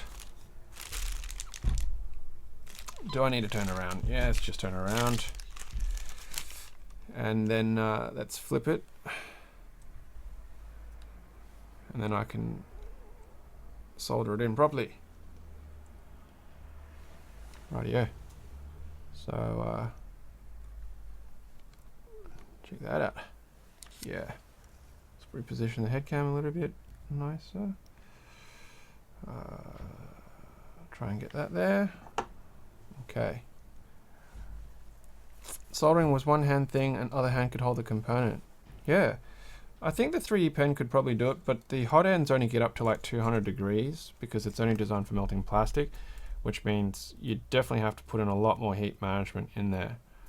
This camera is working a lot better than I guessed. Well, I'm going to say it's working a lot better than I thought too. Now, previously when I did the Gherkin build, I'd actually ended up with a cold joint on it, and that's why my matrix wasn't actually working properly. So I'm hoping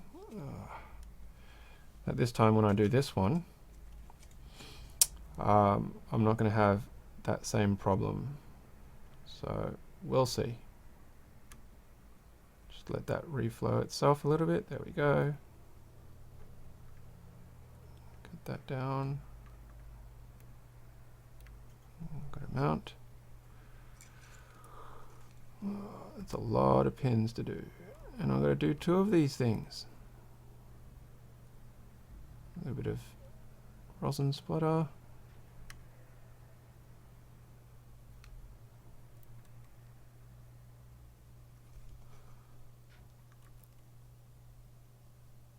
If you're still here with me from the start of the stream, I appreciate it, because we've been going for an hour and a half now. So your stamina in watching this stream is noteworthy.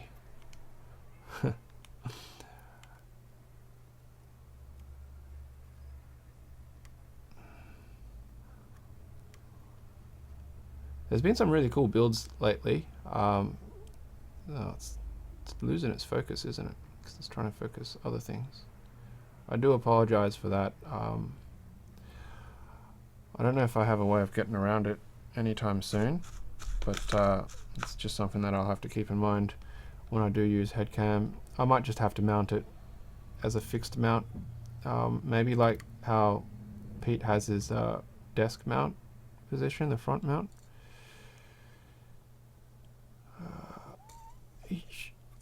I'm going to feed more solder in from my spool.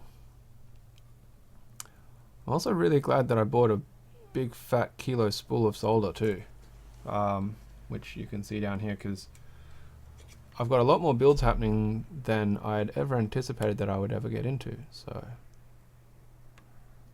and for the record, leaded solder rules, because that unleaded stuff is just, oh, so horrible. So horrible. Just re-wetting them a little bit to make sure that they're not going to be cold joins. Because I really don't want to have to open this back up to do it.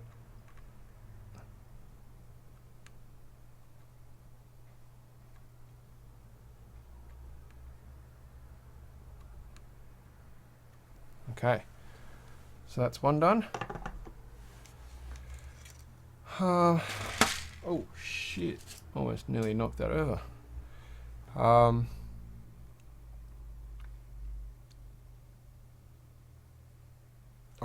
I'm going to mount the other header pins. I was just having a quick look at the at the guide. So let's swap these over.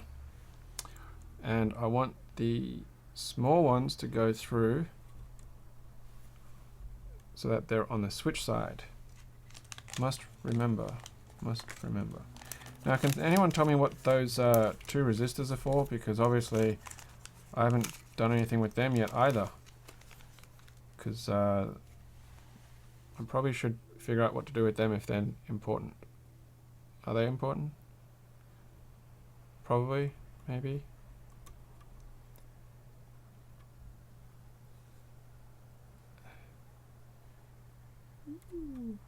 Alright, so tilt that down a bit, drop my Pro Micro on top so it holds it into place with the right gap. And then let's turn my stand around and repeat that same trick. Oh shit, what did I just knock off? I think that was one of the resistors I was talking about. Ooh. My apologies for the crotch shot. At least I'm wearing pants. At least I'm wearing pants. I'll tell you what, you should never solder without wearing pants, because that little bit of solder splatter is really going to ruin your day. Really going to ruin your day. You know, Gareth, I don't think it's really a bad thing to have a huckle. They serve similar but yet different purposes. If you're going to go for extended amounts of soldering, I'd say probably the Huckle is going to be a really reliable piece of kit. It's probably also a bit better with its heat management and just general reliability. The TS100s are they're cheap, right? And now I don't know if oh shit, I just hit the camera. So I don't know if any of you guys actually watched my little video that I did ages ago on reliability or not, but when you have, you can't see any of that because I'm obviously not tilted the right way. There we go. So when you buy something and it's cheap, the only way they can make it cheap is because they have cheap components, and cheap components in the end at some point or another is going to cost you in terms of its reliability, in terms of its quality. So there is always payoffs. There's always payoffs when you look at price. The Huckle is reliable. It's known to be reliable. It's branded because of its industry standard reliableness. So I don't think you're going to be in trouble at all if you have a Huckle, and if you were to ever want to sell it, I'm pretty sure there'll be heaps of people who'll be happy to jump on it and buy it off you at practically cost price as well, depending on how much you bought it for, of course. Yeah. And Chokan, ruin your chances of fatherhood? Well, that's not really too much of a concern in that I'm already a father now. So yes, having another child is potentially on the table. I've actually had a lot of people already asking me about when's number 2 coming. Number 1's barely grown up and you're already asking about number 2. But that said, if you want to have kids, it's better to have them earlier, genetically speaking, because the older you are, the greater likelihood that you're actually going to have children with defects, as bad as that sounds, but nobody wants to have a potato, right? So yeah, studies have shown that likelihood of Down syndrome is actually more related to the age of the mother than the age of the father.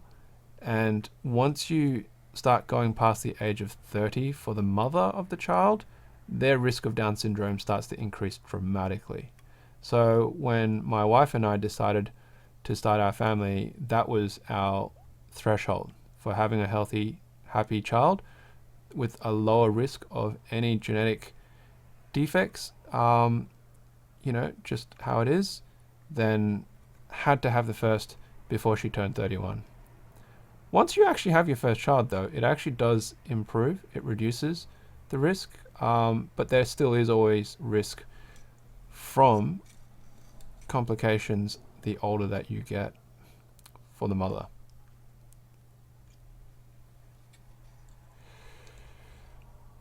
Common question. People stopped asking me now when I was 10 years old. People asking me about having kids is my number 1 personal gripe.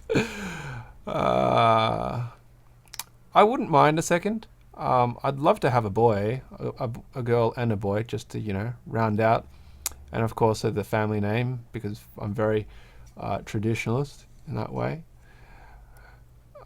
You know, I think I've got relatively good gene stock in me. So it'd be nice to be able to pass that genetic code down in and continue the family name and line, but we'll have to see. I've got 2 older brothers. I'm the youngest of 3, and both of my older brothers actually have 2 kids. One's got a boy and a girl, and one's got 2 girls. So whereas my wife's side, ooh, I'm starting to get bridging, so I really need to clean that.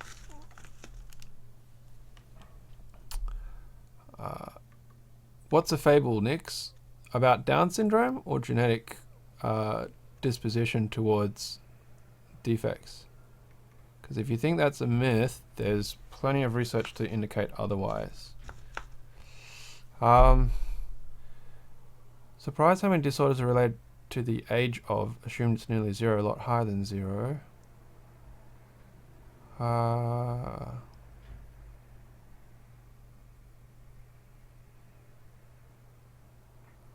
Okay, rightio. Having a science degree that's actually a major in anatomy, and my wife having actually also a science degree and background in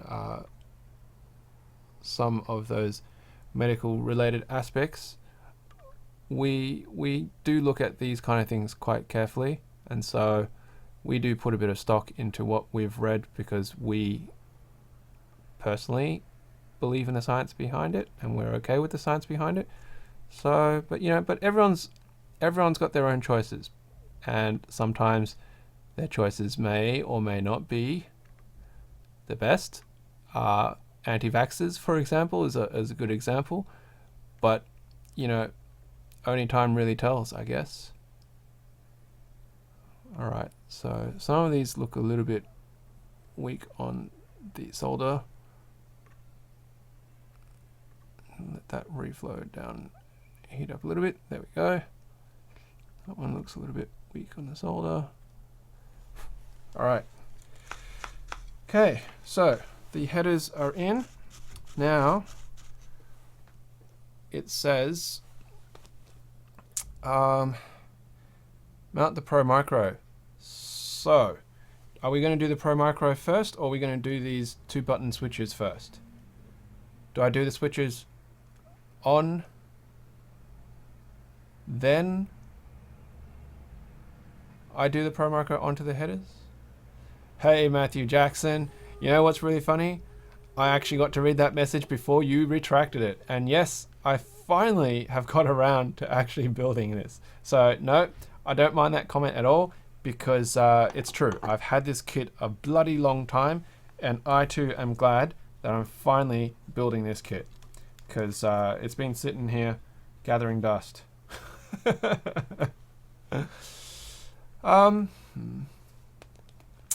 Okay, so who was it? Let me scroll back up in the chat to find out who it was that had said about putting it. It was that gentleman starting with Z. Yes. Zigilung. Definitely putting the buttons. Built one recently. Huge improvement. It's really tight when put together. Are you still here? Are you still hanging out in the chat? Because I want your advice on how I'm going to do these buttons. I'm going to switch over to this other build page. You can see what's going on over there on that screen. You know what? I'm just going to turn off headcam for the moment because it's probably going to make people sick.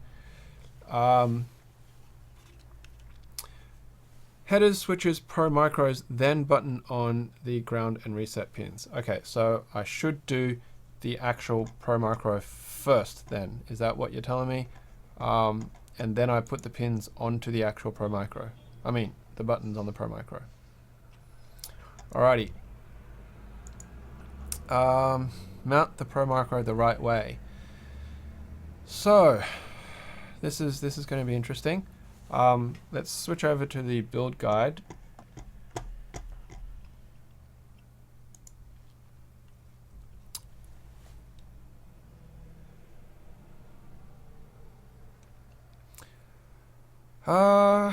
So Andre says, add the 2 switches under the Pro Micro before you put on the Pro Micro.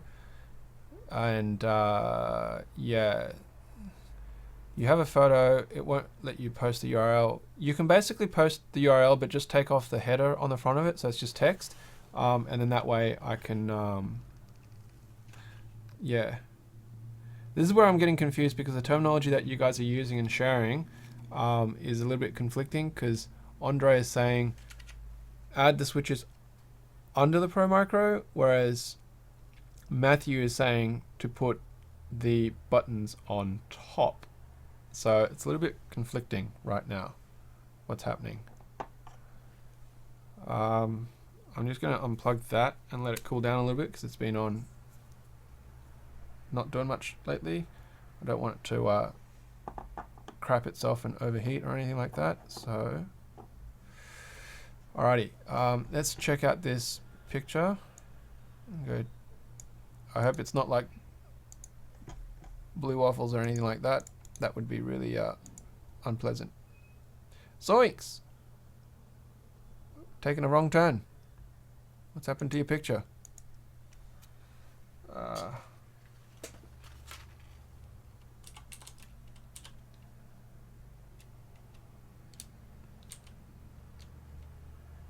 that what I need to do to make it work? Nope, your picture's still dead. Oh, okay. So Andre is saying, yes, the standoffs did make their way to me. There they are. Way. Thank you very much for sending them. Really appreciate that. So, so Andre is saying, add the 2 switches under the Pro Micro before I put on the Pro Micro. Yes. Okay. So it's talking about those switches, not the reset switch. So as long as you get the buttons onto the right pin order, it doesn't really matter. Just saying how you do it. Okay.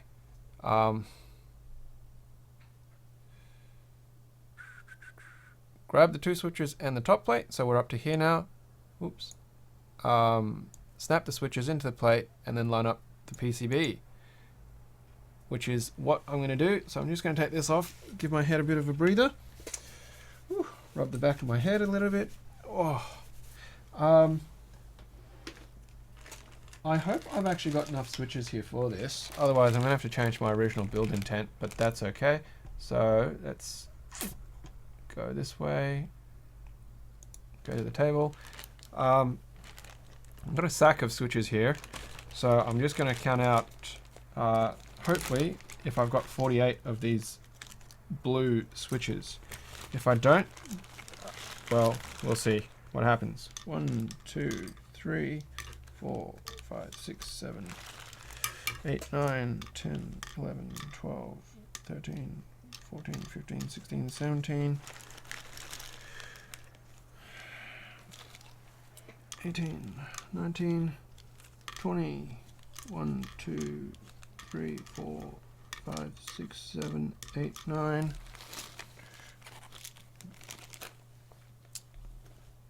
30, 32, 34, 36, 38, 40, 42, 44, 46, 48. Okay, so my pre-counted bag is correct, which is fantastic. And now it's time to get out the plates.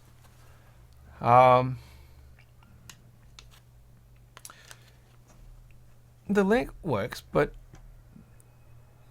it didn't seem to work just then. Let's paste that. And let's try that again. I've got to find a better place for these diode legs that I just clipped off. So don't go flying everywhere.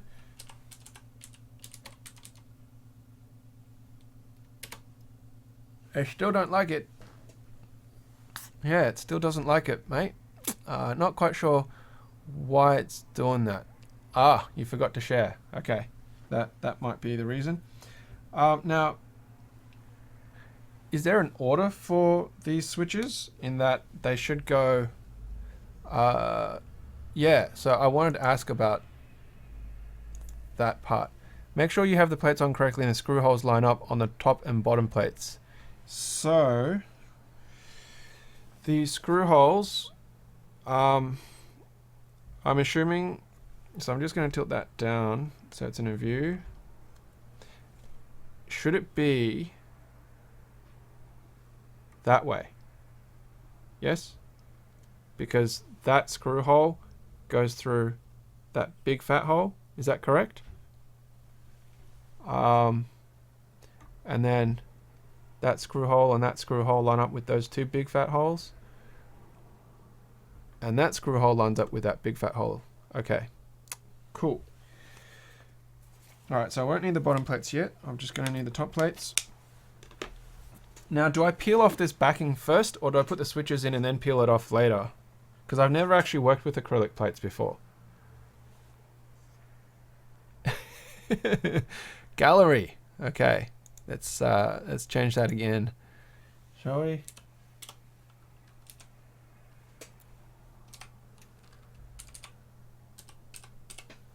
All right, is it going to load?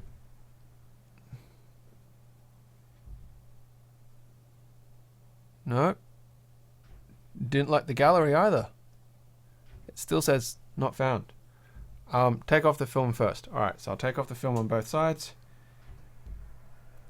Has anyone actually heard back from Jolimon about if his laser catastrophe is resolved? Or is he still down a machine? Because I was kind of like, oh, that's not very good when I saw his post about his cutter catching on fire. Something that nobody really wants to see and hear about, is it? Especially if you're waiting on stuff like for, you know, the Delta split, for example. It loaded for you? Huh. I wonder why it didn't load for me. Alright. Maybe I'll have to give it a refresh, eh? Man, it is really finicky getting this film off. Let's try this reload again. Have I misspelled something? V2 E T O Gallery. Let's try that again. Chop chop. Nope. Doesn't load for me. Not sure why that imager link isn't working for me. But yeah. I'll have to have another look at it in a second. And maybe after I do this bit. Yeah, so laser cutters, man, they get up to like $15,000, $20,000, $100,000 depending on the size.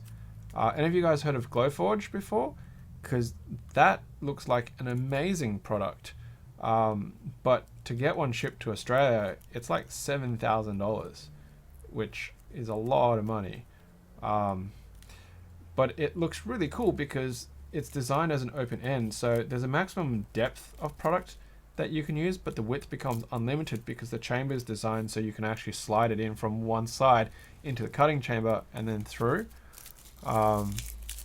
Yeah, which is pretty nifty. Just try to copy it from that. So let's copy it. Let's dump that in. Paste and go. Okay, so it seems to work. Cool bananas. Alright, so I just showed you that picture, which is that, and there's the button right there, sitting vertical. That's pretty cool. Okay. Cool bananas. Awesome. Alright.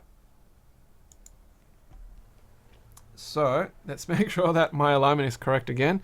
So the alignment's going to be sitting this way because the screws are over it, and I want two switches. Now the pins are going to be sitting on top this way. Make sure the pins are actually going to go through the holes. And the pins go this way. Rightio. Now, this is going to be a bit of a challenge because these are plate mount switches. They're not PCB mount switches, so they don't have the extra pins that would hold them into a PCB. So I'm going to plunge them in and I'll fit them into their respective slot, hopefully.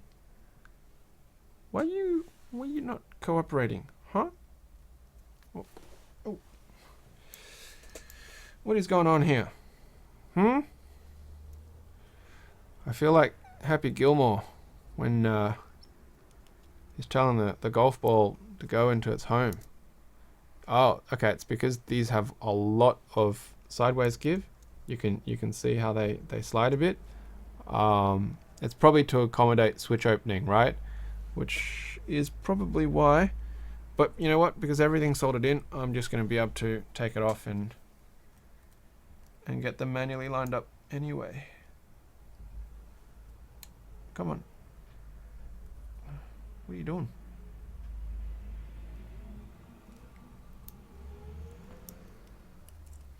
Why is this top switch not going in?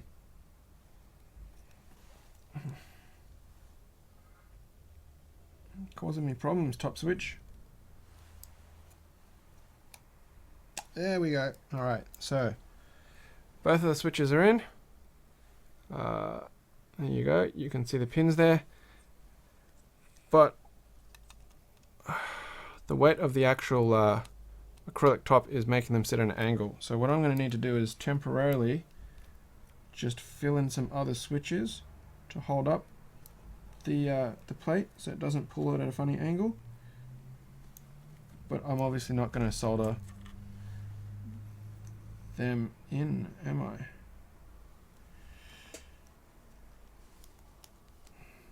Or can I? Well, I suppose it technically doesn't matter too much at this point in time, does it? Oh. Wow, this is getting really finicky. Mate, whoever designed this build, gonna get me goat. Alright. Oh, shit. Keeps falling off. Anyone got a better way of doing this? Oh, I've just realized I have a problem too. Because my alligator clips are too fat to hold on to this, and it's actually going to push them up. So what I'm going to have to do is I'm have to flip it upside down and just solder them on a surface. Or if I don't push too hard, maybe I can do it this way. Is that going to work? So now these are just going to be holding as support weight. Oh, come on. There we go. And that's flushed. And that's flushed. Alrighty. Whew! What an ordeal. So, let's get the iron. Bring it back up. Get heating. Now, I'm going to turn back to this. So, grab two switches on your top plate, snap the switches into the plate, line up your PCB with the switches, solder them between the header pins. 184, 206. It's coming up quick. Coming up quick fast. Alrighty, let's just tin that again. Try not to cover my lens with rosin smoke. And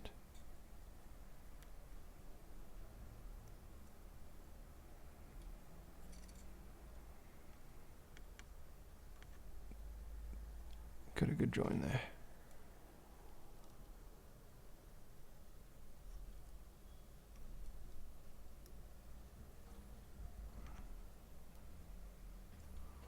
There we go.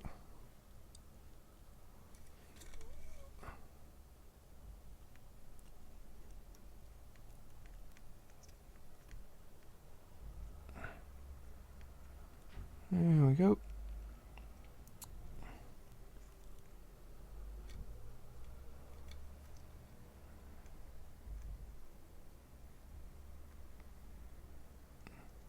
There we go. All right, two switches in. Whew. Cool bananas. I think I'm going to add a little bit more to these because they look a little bit flat. I don't have that really nice sort of pucker that you like to see on switches. Kind of almost sounds dirty, doesn't it? There we go. All right.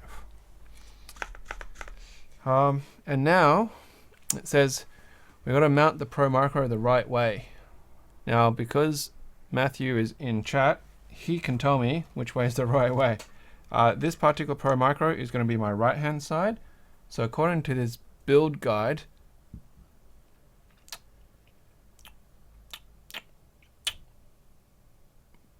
I'm confused.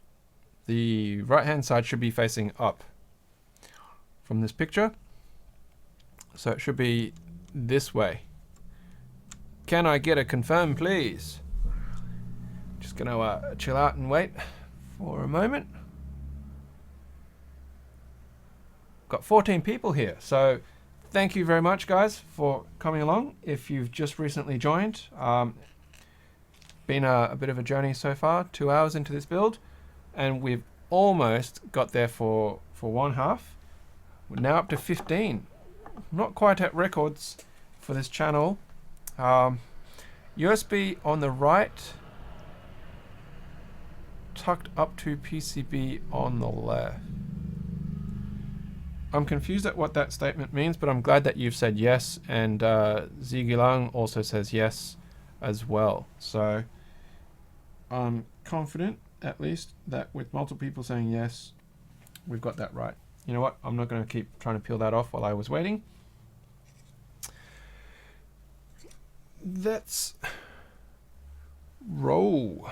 So I'm not going to use headcam right now, because I just want to try and get this done. Wick it down. There we go. And down.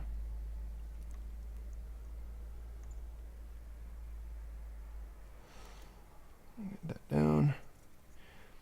USB sticks down like you have it on the right PCB. On the left PCB, it's the other way, tucked up against the PCB. Yep. Okay. Excellent. You know, this is hard to do it from this angle. There we go. Just re-wet that a little bit.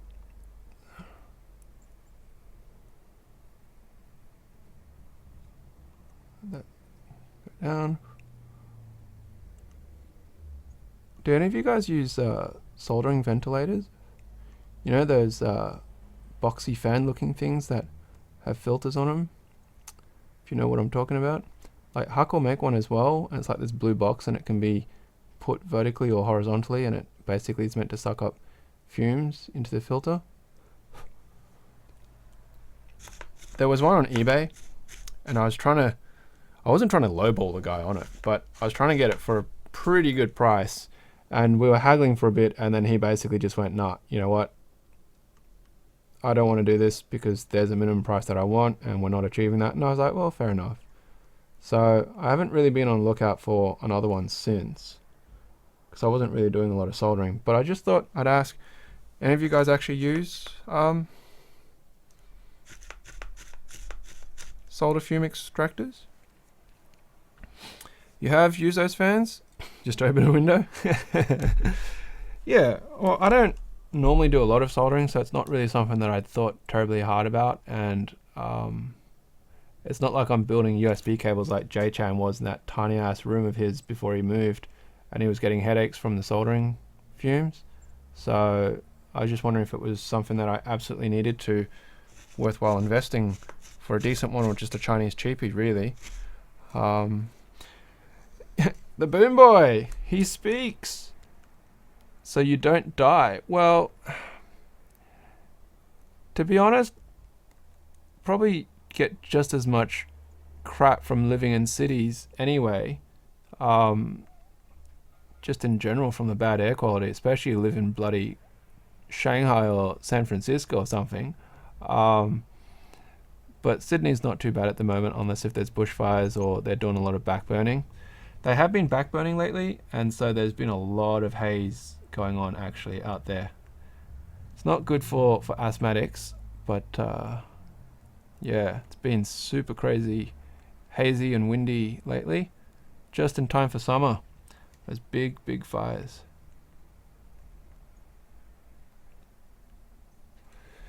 Starting to build up a fat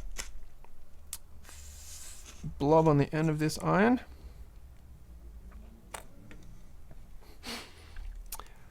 Well, the thing about leaded solder, right, is you're not inhaling lead. People always talk about this, and soldering irons don't get hot enough to vaporize lead, because lead vaporizes at like 600 degrees.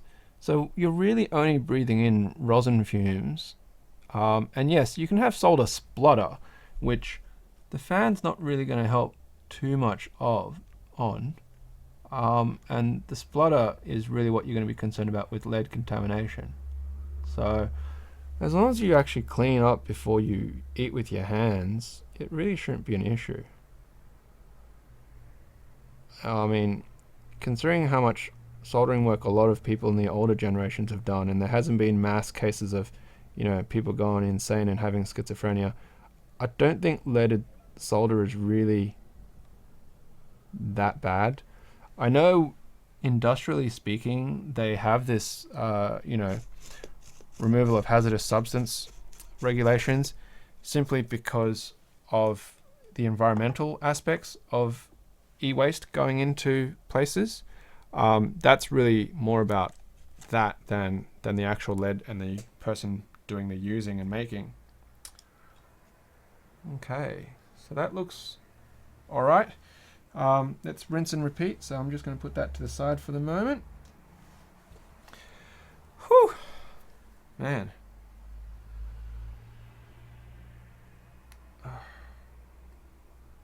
I'm glad that the wife and daughter's gone out for the day, simply because this is taking a good chunk of time. I actually didn't know how long this would take.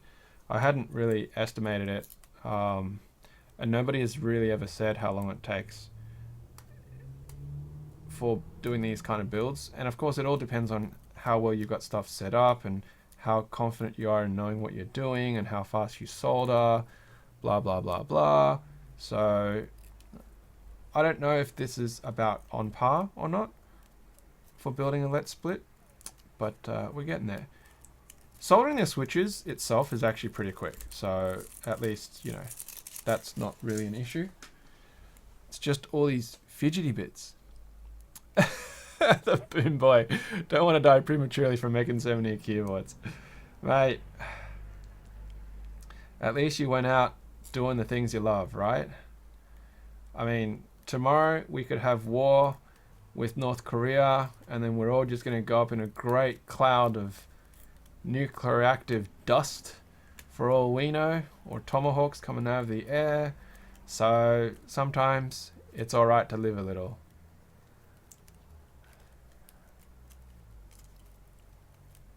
Yeah, leaded solder is easier to actually work with, I find. It's just as easy to get unleaded solder here in Australia, so that's not really the primary issue for me anyway in that regards.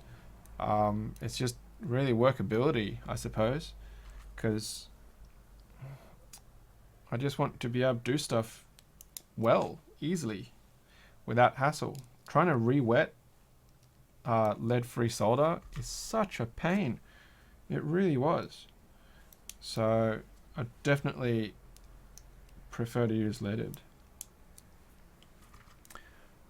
Took you days to figure out the programming. Well, I'm not a programmer either, so I'm not going to do the actual flashing as part of this video, only because that could turn out to be a horrible disaster and take a very long time as well. I do apologize if you're expecting to see it flashed and fully running, but this was really just a build video that I was going to do, build stream. So yeah, I do apologize if you're expecting to see a complete build, because you're not going to get that today. Alright, so they're clipped in and they're flush. The iron is fluctuating, it's coming back up because it's sensed some motion. So let's get these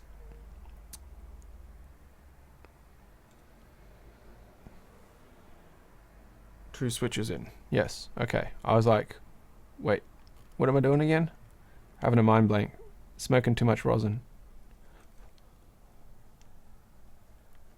That said, I used to work in a morgue, so I've inhaled plenty of other not so pleasant chemicals in my life. A little bit of rosin smoke is probably the least of my concerns. But that said, actually, the anatomy labs and the morgues that I've worked in have very good ventilation systems. The ventilation systems required by law for those kind of medical spaces are like, you can't have more than 50 parts per million of formaldehyde in the air and stuff like that. So you actually get looked after pretty well, simply because it's the law. It's the law. And if you don't abide by the law, your medical program gets shut down, and then the university gets very upset. Because med programs, while they cost a lot of money, they make a lot of money. All at the same time. Alright, so let's get this Pro Micro onto this baby too. Where's my Pro Micro? So there we go, Pro Micro, and it should be facing down. Down, down, prices are down. There we go. Just gonna get that flushed.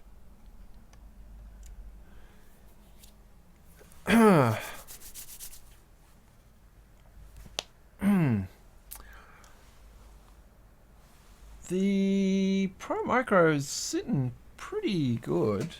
I'm just having a look now if it's actually contacting. Yeah, I think one of them is. Where did I put my clippers? Alright, now here's the real question. Will this get in? It will not get in. I do have a pair of flush cutters as well somewhere. Is that it?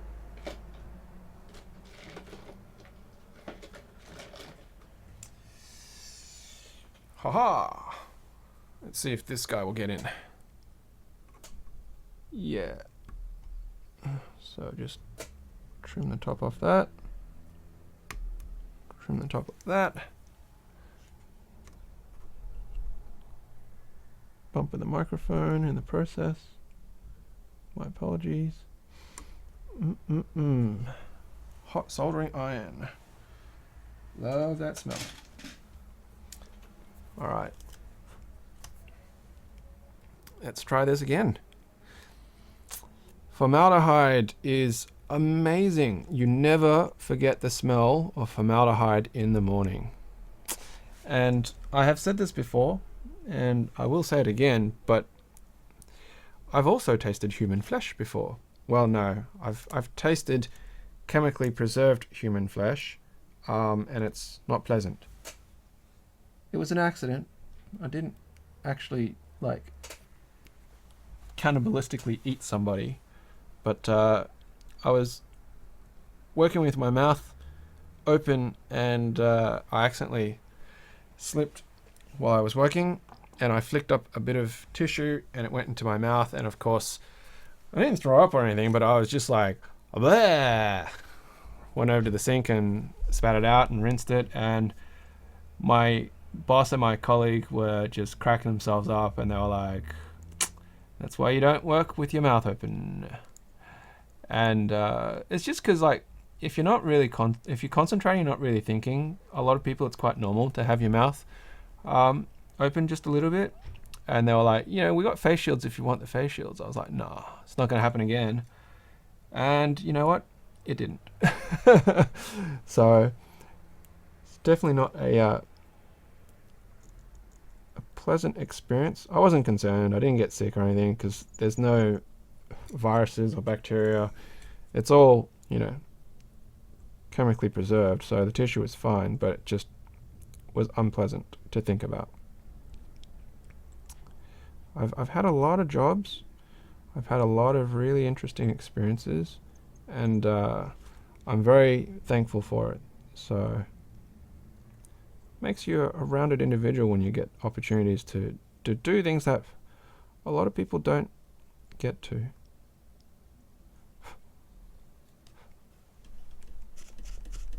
I don't know what all of you guys do, unless if you guys are professional keyboard people, but I don't think that's the case for everybody.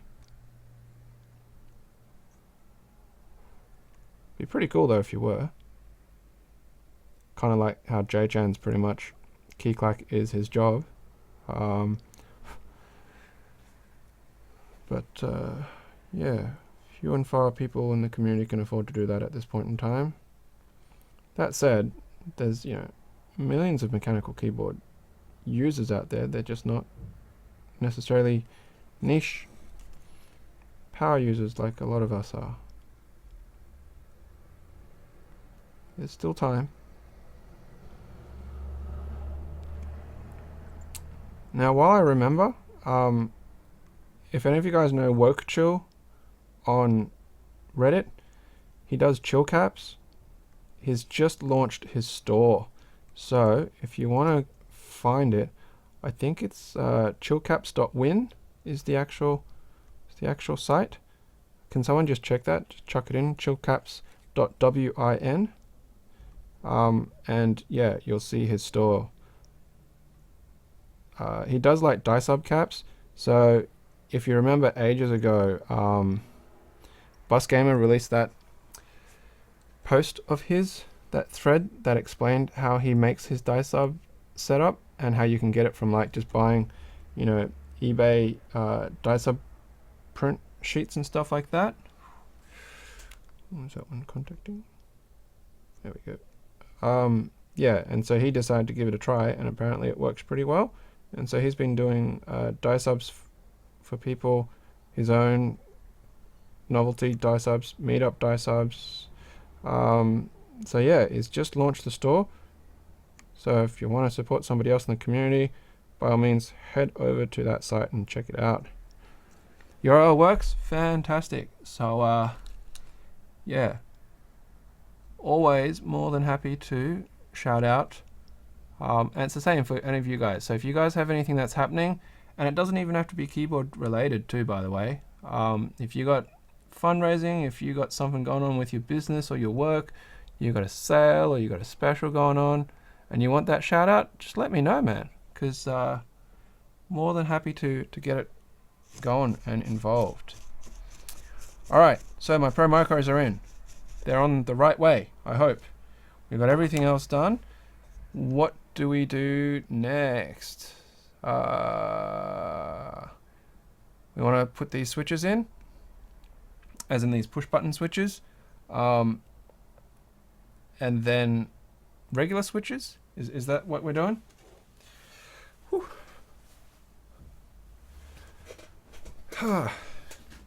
Come on, peeps. Let me know what's going on. What am I doing? So if I'm going to do this, ground and reset pins. Ground and reset pins. I think ground and reset pins. Someone have a picture of these ground and reset pins? Okay, so if the PCB is, if the pins are away from the board, the components on that side of it, then the reset switch is going to be on that side. Is that correct? Bueller? So I'm assuming now with these little push button thingies, which are the two that I'm clipping? Do I just clip off one from each side, or do I, as in, it's hard for this to be held up. So I've got two pins on each side. Yeah, I might as well add the reset switch. So it'll be on this side, the top side of the camera.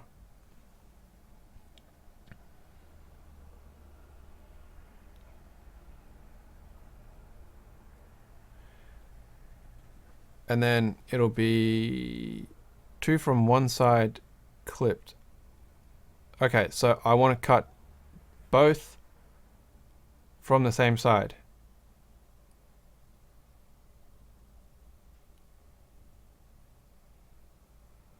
Okay, cool. All right, so let's clip.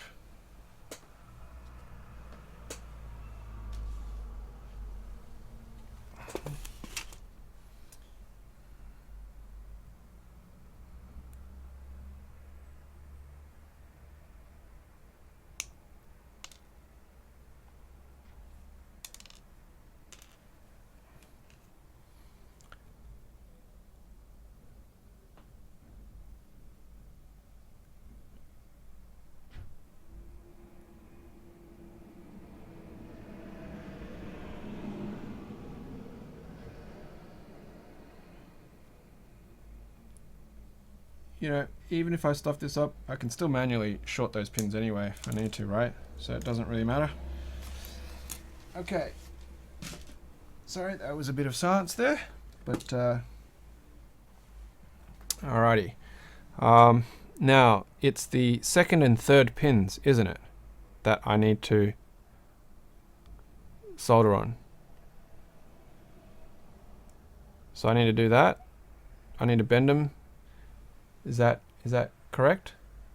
You know what? I'm going to switch over to the head cam simply because that'll help the assistance being provided on this.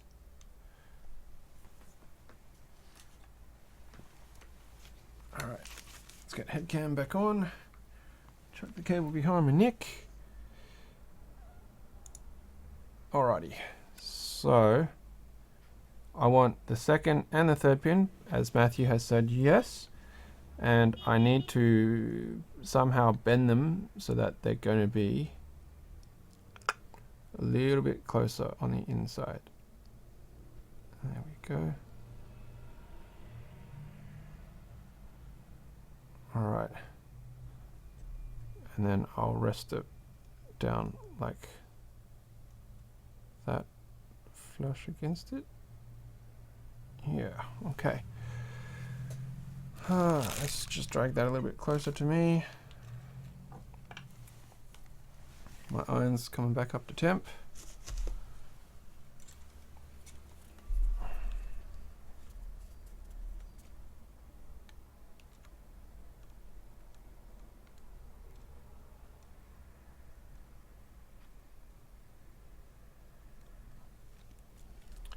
Now, is that actually going to be too high, how I've done it? Because obviously I've soldered it to the pin, but it's quite high. Is that going to get in the way of the base? I haven't got the standoffs mounted, so I don't know if that's going to be in the way.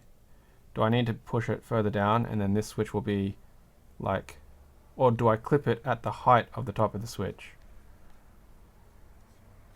Well, the standoff looks like it's going to be, in the picture that was linked, it looks like it's okay, so we'll just see how that goes.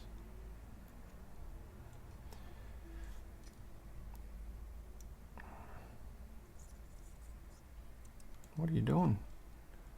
Why are you not wicking onto that pin for me? There we go.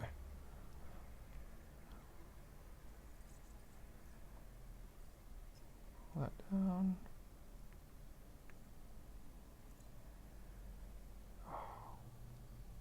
The camera wants to focus on the receipts on my desk.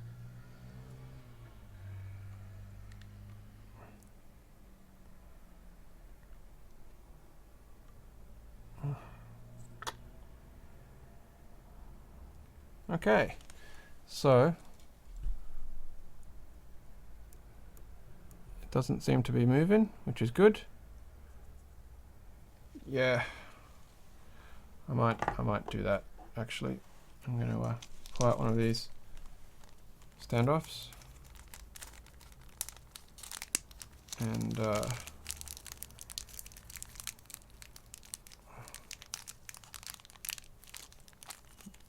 not lose it, I hope. So, oh, that could have been all bad. That could have been all bad. Yeah, I should be able to clip that to that height. That should be fine. Cool. Good to know. Now, let's swap PCBs.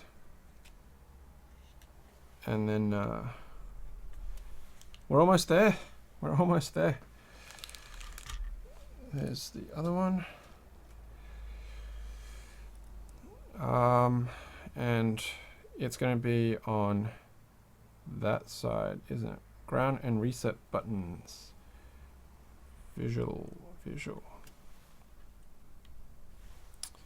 Getting dirty fingers smudges all over this clear acrylic. Alrighty. So, lessons learned. Let's bend these pins together. And we'll bend them down a little bit. And there we go. and then I can drop it down. Yeah, just like that. Excellent. Woo. Let's say, considering how hot this soldering iron gets, there is absolutely no heat that is transferring up into the handle at all. No heat whatsoever. It's very comfortable to work with. I must say it is very, very cool. Both in the context of temperature and its functionality. If you're looking to get a very simple portable, then it's definitely something to think about. That said though, you will need a power supply. It does not come with a power supply unless if you buy it as a kit or a bundle that includes a power supply.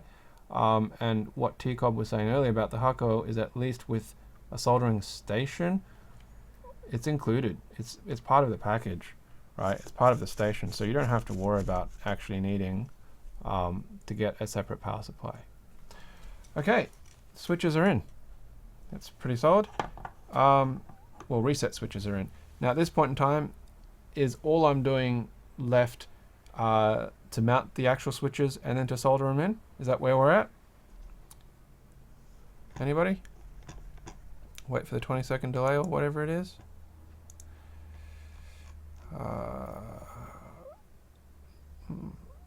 Mount the Pro Micros.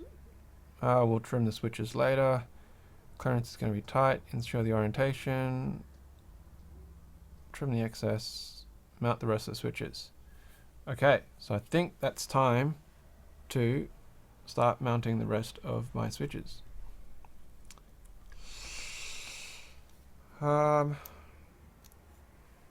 Let's get that one down.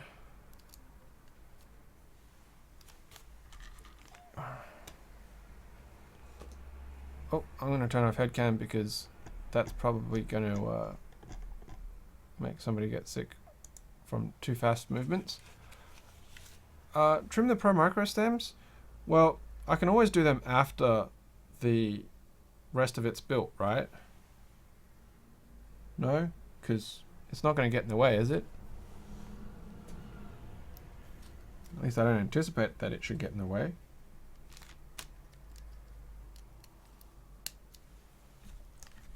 Unless if someone can tell me reasons why it would get in the way. Am I anticipating that's going to get in the way?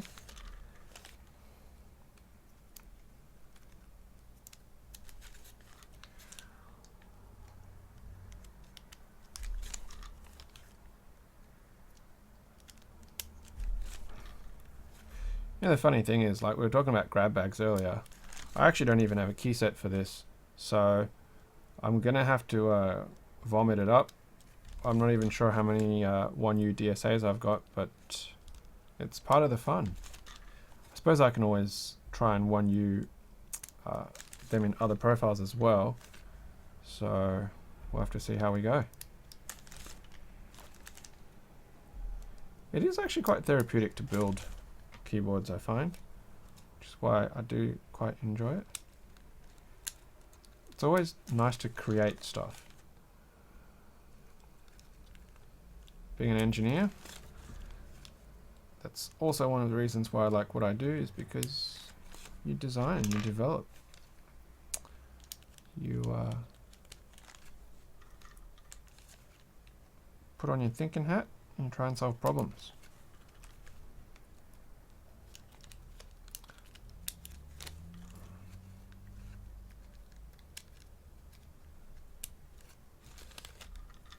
Not sure, it might be tight with the bottom plate. Yeah, so I can trim it though after I solder in these switches, right?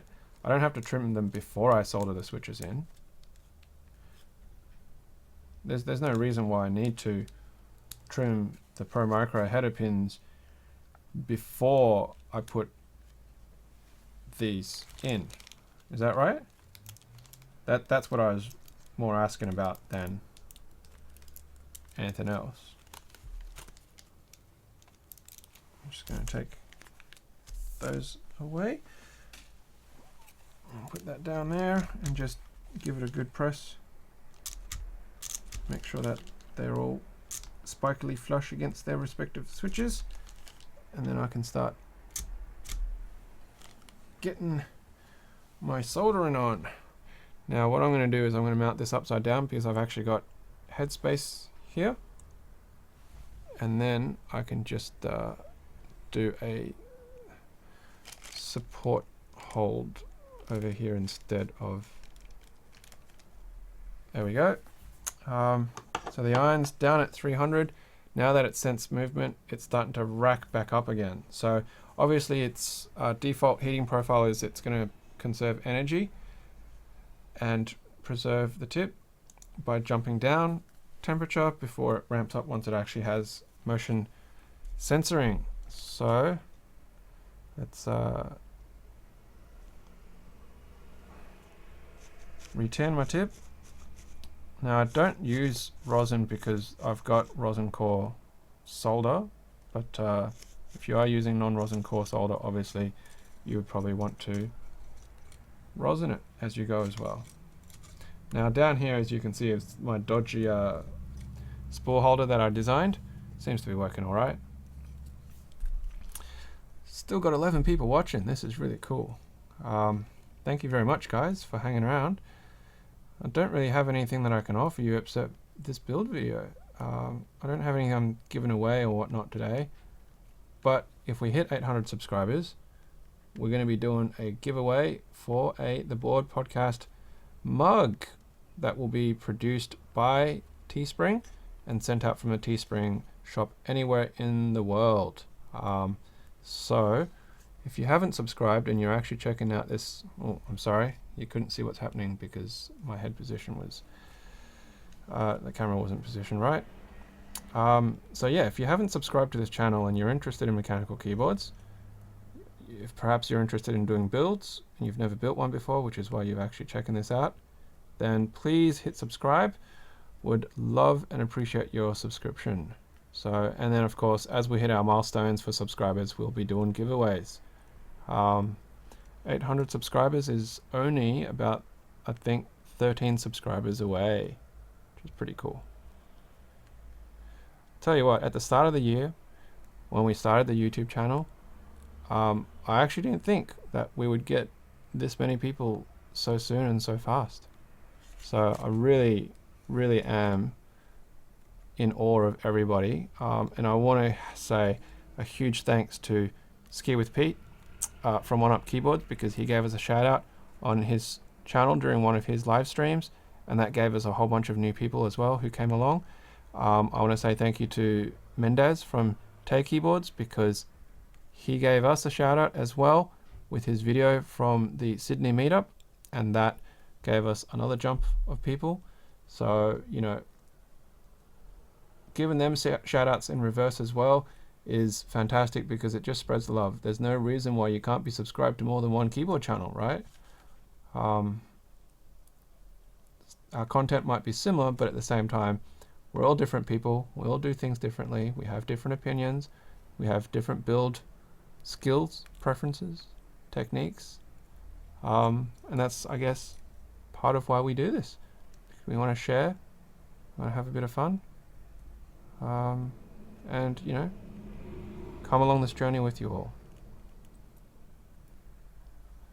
Rightio. Now you guys do have to speak up if I'm doing something and you've got questions, and especially like with the camera, because I'm not watching the camera while I'm doing this, but I'm checking every so often. I'm glancing at it to see if I'm at least keeping stuff in view.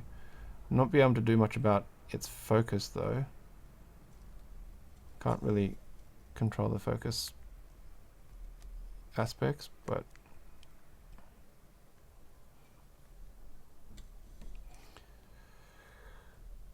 I think the lighting is also playing havoc with it, because the poor lighting and the change of being in shadow when it's covered by the camera and my hands versus when it's in the room lighting, it's changing its focus quite a bit there. So I do apologize.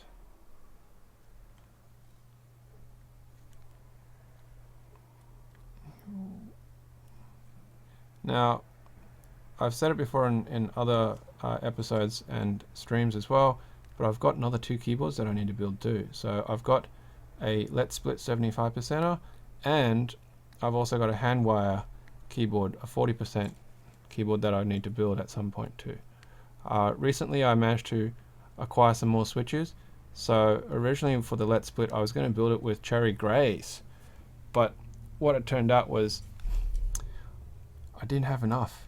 So rather than getting more cherry greys, I actually ended up getting through Tay keyboards some Kale box whites. So I'll be building the Delta Split with Kale box whites. And then I got my hands on some SMK whites as well. So somebody from the Australian Mech Discord accidentally doubled their order in their cart without realizing it, and they got sent like 600 switches. And so they were more than happy to sell me some of their excess, which is really nice. So I've got some SMKs that I'm going to use for that hand wire build as well. LED light rings, ring lights.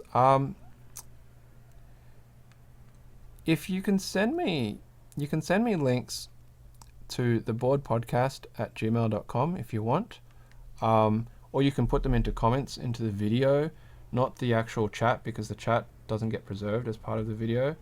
But after the video finishes, you can always drop me a comment with links to examples of the stuff that you're talking about for lighting. That'd be pretty cool. I obviously don't know what kind of budget I have to really gear up. It's just really what I have available. I was trying to make some sleeves for a custom order this week. A particular person asked me for a 40% to go with their minivan, and they wanted it with a pull cord, with like a paracord type. I've tried making it twice and I stuffed up both times, so it was really frustrating, and I haven't finished it yet, but I haven't charged them any money, so they're not out of pocket. I will try and get it done this weekend, but it's just doing things like that is how I get my pocket money to get more equipment and builds. So I do make sleeves. If anyone's interested in some dodgy sleeves made by yours truly, at the moment I'm starting to shift away from using pull cords, because we have a snap press, so we can do plastic snap buttons. My wife actually got it because we're doing clothes. We're making clothes for the baby ourselves, and the snap press is really good for that. So, and I've already made a sleeve which I showed the other week on the actual podcast live stream. Yeah, which is pretty cool. Okay, so ASMR has just asked, am I doing these? I've seen them mentioned, but not sure what they do. The 2 times 4.7 ohm resistors. So the resistors that you're talking about are these guys here. I've actually got them. They came as part of the kit, but because I'm not doing I2C, I haven't installed them. They did have install points on the other side of the PCB. They had these 2 white boxes, which are from, I think, here to here and here to here. So technically, if I really wanted to install them, I probably still could, but I'm not doing 2IC communication, so it's not actually absolutely necessary for me. What the 2IC, from what I understand, is that if you're chaining devices using USB, it allows you to have unlimited. Someone's going to have to correct me here, but I think it removes the issue of unlimited, or at least increases the capacity to actually have your USB devices hooked up in that way. Is that right? You can daisy chain more devices, something like that. Now it looks like I think I got all of the switches.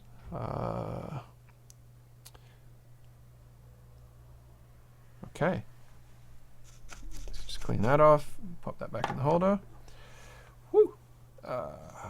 Now let's just take that out. It's got quite a bit of weight to it now that everything's installed on it. It's a lot more weight than I initially sort of thought it would actually feel, but gotta love the clickies. So what I'm going to do is I'm going to switch off the head cam again, so we're not going to have a lot of crazy motion. Give my head a little bit of a break. and let's just mount the rest of these switches. Yeah, so those two I see, actually, yeah, okay, so this PCB has it, and you can see there's the resistor, position there and the resistor position there. So if I wanted to, I could put those in right now, except for the fact that the tails of them would end up between the plate, and I wouldn't be able to cut them unless if I cut them really short, just so that would make it through, and then I would tack solder them in on this side. But I've been told I don't need them because I'm not doing I2C, so we're gonna stick with that and not put them in. I know people have asked me before about, you know, why did I go for clear acrylic? I went for clear acrylic because I like showing electronics off.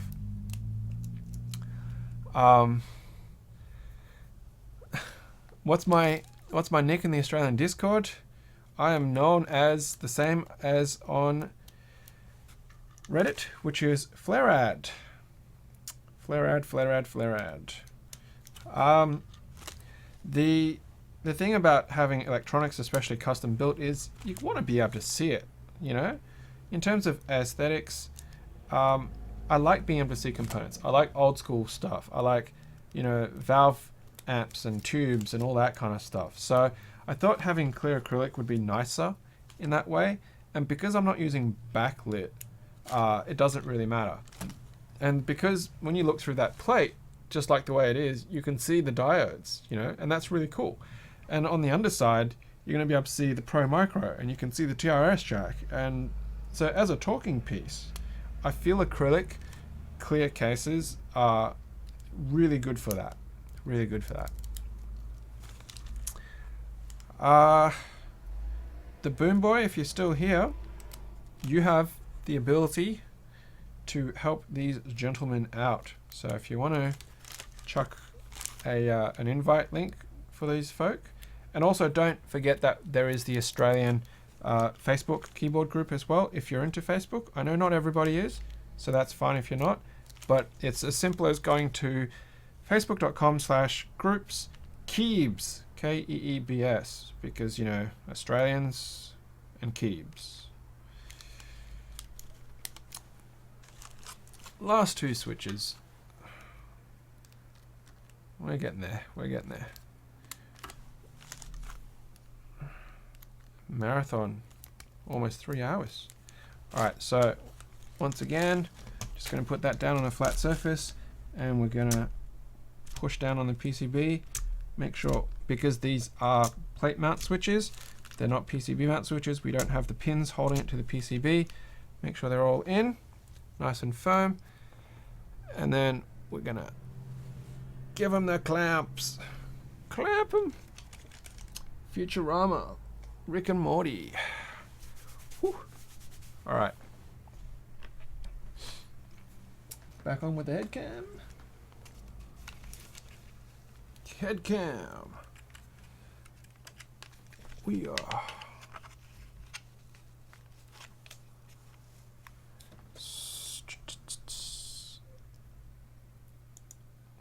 Switch that back on. Let's see. Is that going to get you the vision you want to see?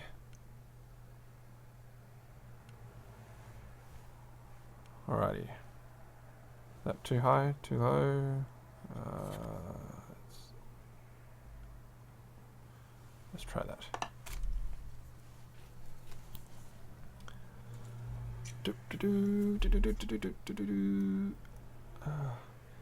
So what are people hanging out for next in terms of their next keyboard, next key set, next switches, anything in particular? I mean, I don't have anything coming at the moment because I don't have the money. But Nautilus, I'm really keen to see Nautilus happen in, you know, the flood of pictures that will appear. That's definitely, I really like Chocolatier, and when Nautilus came along, I was like, oh, that should be sweet. So that's what I'm looking forward to seeing next, the flood of pictures for Nautilus. Personally, Godspeed was a bit of a blah for me. Like, I looked at it and went, oh, you know, it's a nice scheme, but it's pretty muted. I didn't feel it was like spectacular. And same with Mondrian and what was that other one? The Canvas. I'm not a designer, so, and I'm not much of an actual art kind of thing. Somebody was just like, how do you not know Mondrian? I was like, I don't know Mondrian. So what's everyone hanging out for? Rama stuff, eh? The M65. Now, there's been a bit of discussion on at least the Australian keyboard groups about how prices for the M65 is going to skyrocket because J-Chan has said that he's not going to do a round 2 anytime soon. And people are like, oh my god, it's going to be like $1,000 for a M65. Well, I don't know. I mean, you don't really see $1,000 products anyway at the moment. Even things like duck octagons and whatnot, they're only like $800. So 1,000 is kind of exaggerating it a little bit. Who knows? Maybe it will, maybe it won't. But then again, they might come out with another keyboard. Might be another revision, or somebody else might run another buy for it instead of through J-Chan, as long as RamaWorks is okay with that. That said, wouldn't that be cool if Rama did a live stream of him building something? A stream of Rama building like an M65 or an M10. That would be pretty cool. I actually haven't met him yet. He was in Sydney the other week, but I didn't have an opportunity to go out and catch up with him or SimDims. So, but it was pretty cool that he managed to get to Seattle and do the meetup there, as well as the one in LA that was held by Originative on the rooftop. That was pretty cool.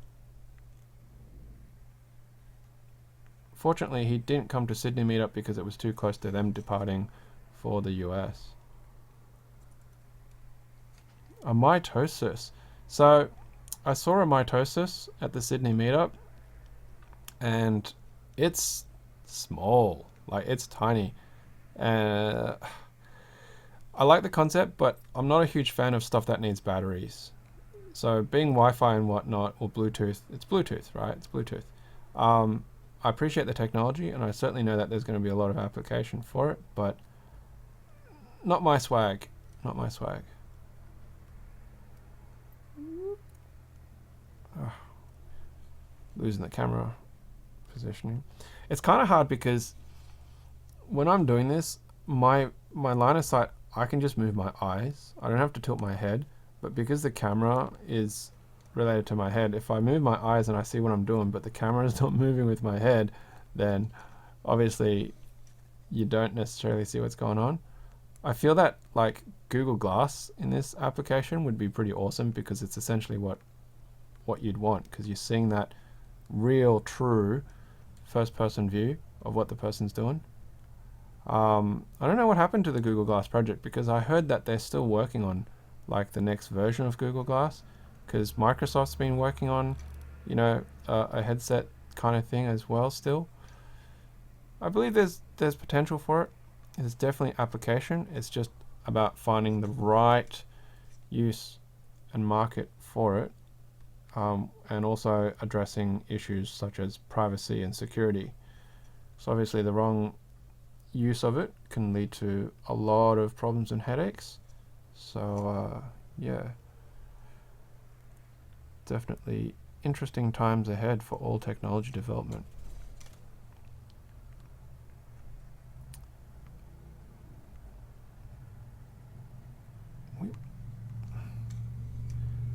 Yeah, so it's the mitosis is a custom wireless, and it uses, I think, those round batteries in it.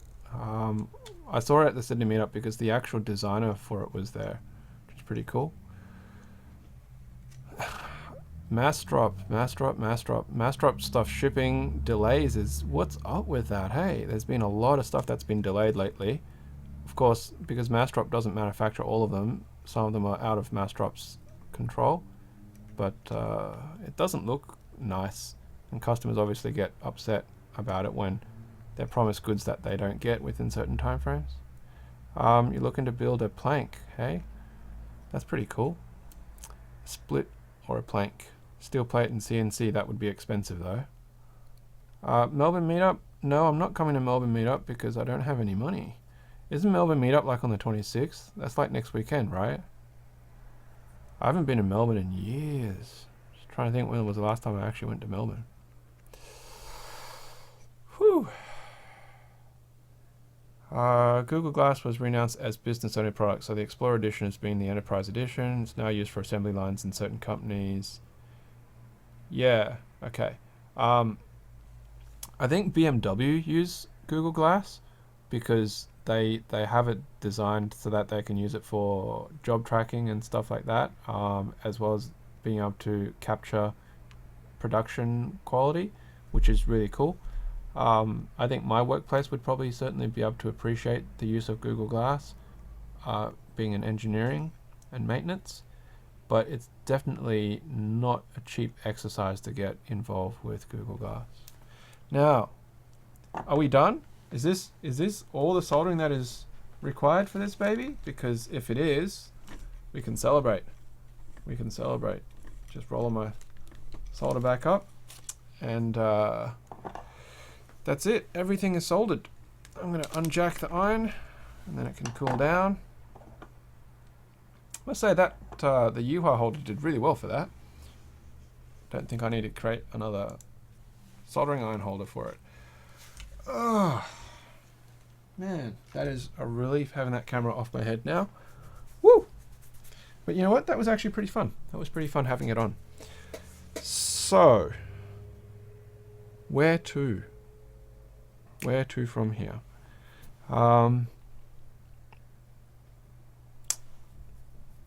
What do I do, dude? What do I do? Let's just quickly check the guide, assemble the case, and then can plug it in. Alright, so let's take my helping hands away, because it's taken a lot of real estate on the table. Bit of trucking traffic happening there. Just going to get the camera to be aligned. Desk space. And then there's the bottoms. And then there's my clips if I need them, which I probably will, because let's get out some of these screws. Try not to lose too many of them. And let's start by putting some standoffs through. Now I do need a small screwdriver for this. I'm going to unplug the soldering iron power pack.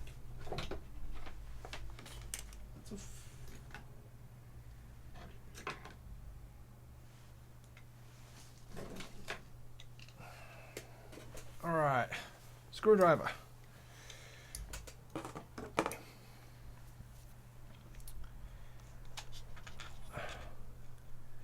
ASMR, which guide am I following? The guide that I was following is, I'm just going to scroll up to the top of the page, the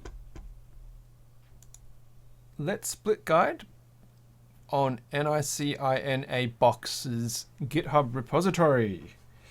However you want to pronounce that, because I don't know how it's pronounced. Is that a good fit? That's a good fit. Don't need to change tips. So that's the guide that I was using. The only thing that isn't covered in this guide is soldering on the reset switches, which I currently have on mine. Now, I had the assistance from everybody in here during this build to actually put those reset switches on, but it's not absolutely necessary.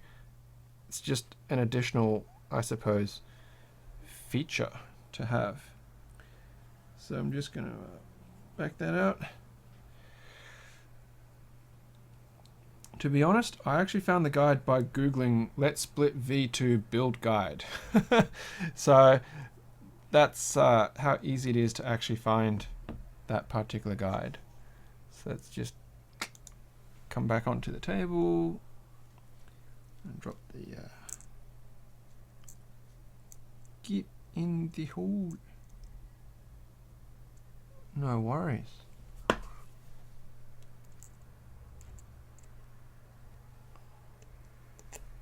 Drop that in there.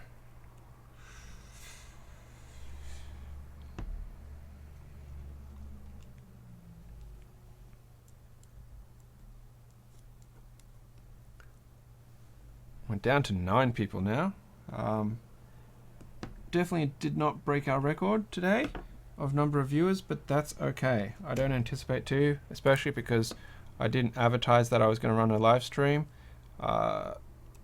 I've been informed that the longer lead time that you have in programmed, scheduled live streams, the better chances you have that YouTube will put your stream on the front recommendations depending on the topic and categories that people have, which is pretty cool. Makes sense because obviously if you've got a schedule, you've probably got a lot more preparation than someone who's just decided, hey, let's do a live stream right now. And people like that people have regular scheduled streaming activities. So, but you know what? I like to live dangerously.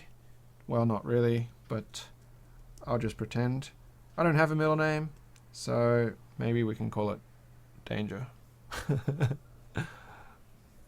I have a friend from school whose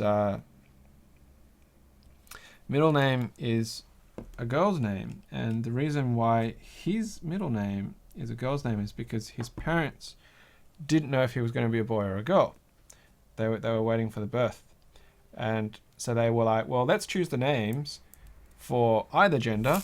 Oh, snap. That was a bad move. Alright, I caught one. And there is 2. Alrighty. That could have been all bad. That could have been all bad. Yeah, and so they were like, well, we'll have both names regardless, and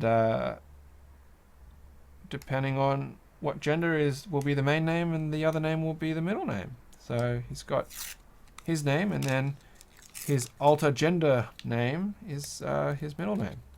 It's a little bit different, but you know, name gendering has obviously changed over the years. I have a school teacher who taught maths, and his name was Vivian, and a lot of kids made fun of it, but you know, it was a perfectly legitimate name back in the day. Chokan, the record was 21 or 22, so we only hit, I think, 15 today. Reset switches to make flashing easier, yes. So instead of having to stick a bit of metal in and try and touch just ground and reset pins, it means you just have to press the button with whatever random object that you can fit in between the plates. Now, simulcast to Twitch. Technically, I actually think it's against YouTube policies to simulcast on Twitch if you have monetization on your account. But don't quote me on that, because I'm definitely not a pro in that sense. But I vaguely recall something like that. But you know, I know a lot of people do it, and that's great for them. But it's probably hard enough for me to keep track of what's happening on one platform, let alone trying to manage it on 2 platforms simultaneously. So now let's see if I can get this to attach without trimming these Pro Micros, because it actually looks like I might be able to. I don't know if I'm going to trigger anybody here about not backing out screws, but generally cross-threading screws aren't too much of an issue on these little brass inserts. Look at that. Lovely. Lovely.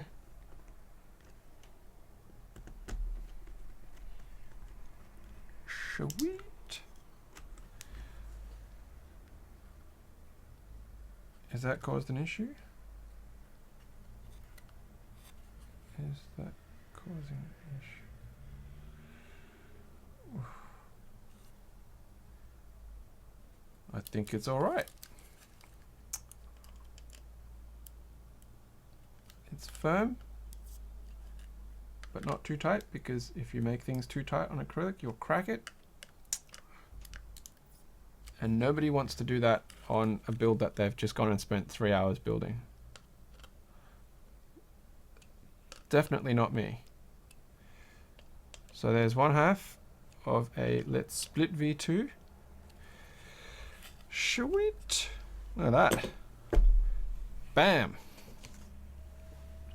Now let's get the other ones in. Drop that screw in. Thanks very much, guys, for hanging out and keeping me company, by the way, because otherwise, if I was building this and I wasn't streaming, I don't know, I'd probably just have a movie or something going on, talk to myself in a house of more rosin, you know, that kind of thing. It's always nice to be able to chat to people. I like talking to people, even if you guys are talking to me in text, but you know what? That's cool too. Hey Nix, gotta go. Thanks very much. Thank you very much for joining us for 3 hours. Really appreciate the company. And yeah, hopefully when we do the 800 subscriber giveaway, you'll be able to get in on that as well and have a chance to win one of our mugs. Be pretty cool, wouldn't it? And then every time that you have some tea or coffee, you can be like, I'm going to be one of the very few people who have one of these. Of course, if you do feel like contributing, more than welcome to chuck a couple of bucks in too as well, if you want to buy me a cup of coffee or tea. Are you guys a lot of coffee drinkers or tea drinkers? Especially if you're staying up at 3 AM in Germany, but tea cob's already gone, so...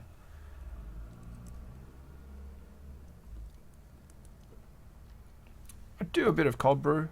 I make cold brew sometimes. I've had Kopi Luwak. I didn't think it was that special, but I certainly wouldn't call myself a coffee snob. I know that there's actually a brand in Australia called Coffee Snob. It's pretty funny. They call themselves snobs deliberately, and they sell really nice, good quality coffee. It's reasonably priced, but I have a bunch of guys at work who I work with who actually bulk order from Coffee Snob. So like, I think every month they go for their monthly recommended type, and it just comes in a big box, and there's like a 1 kilo bag for each of them.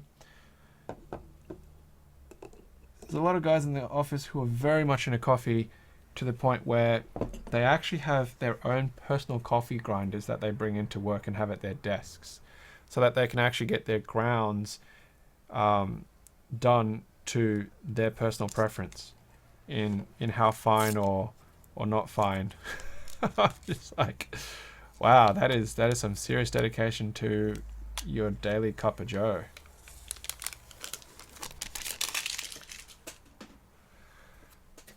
We are nearly there. We are nearly there. Nearly there. Yeah, it's really tiring actually to do a live stream and all this constant talking. At one point in my life, I had thought about doing radio. I think I would still quite like to, but you really need to have a good, strong voice for that, because if you're going to talk for 3 or 4 hours at a time in a show, even though you have rest breaks and things like that while music is playing or other people are talking, I tell you, it'll really take it out of you. But I don't have to worry about that now, because I have a YouTube channel and a podcast, so that's kind of my replacement for working in the radio industry.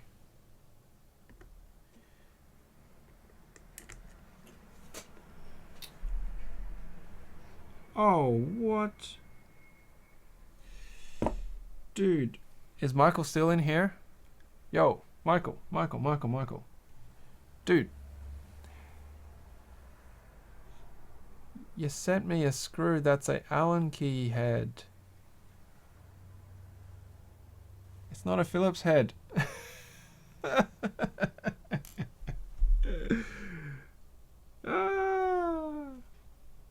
are you doing, bro? What are you doing? Killing me. Absolutely killing me. How am I supposed to put that on?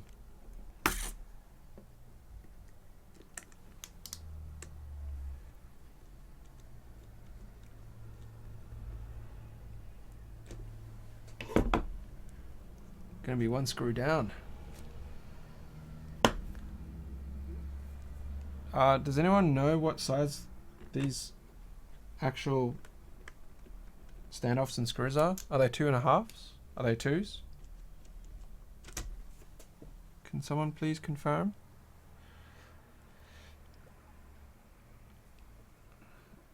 You know what? I should actually look at the bloody build guide, hey, because the build guide should say what it is.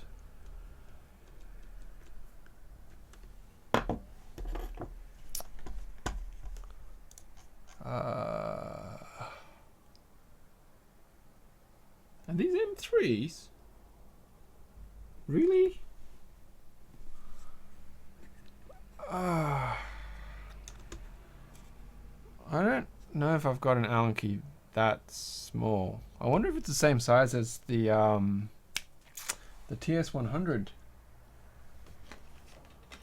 If it is,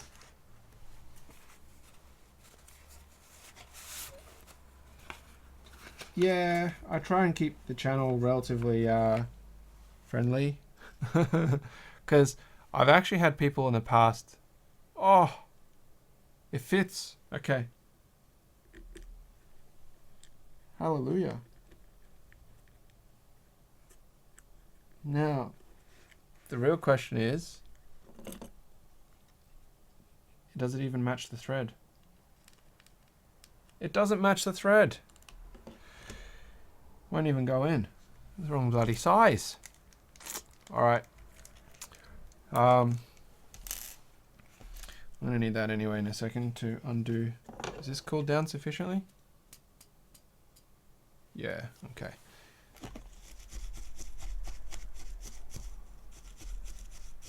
They don't look like M3s. It's pretty small for M3, to be honest. So just gonna take that apart.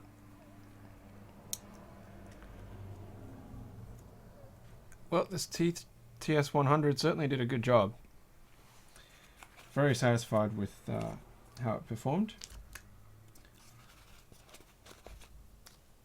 Good investment, I think. It's a good investment. I might actually have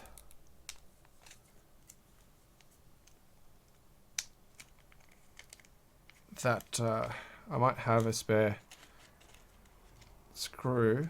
I just have to go and check in another one of my packets and boxes for it.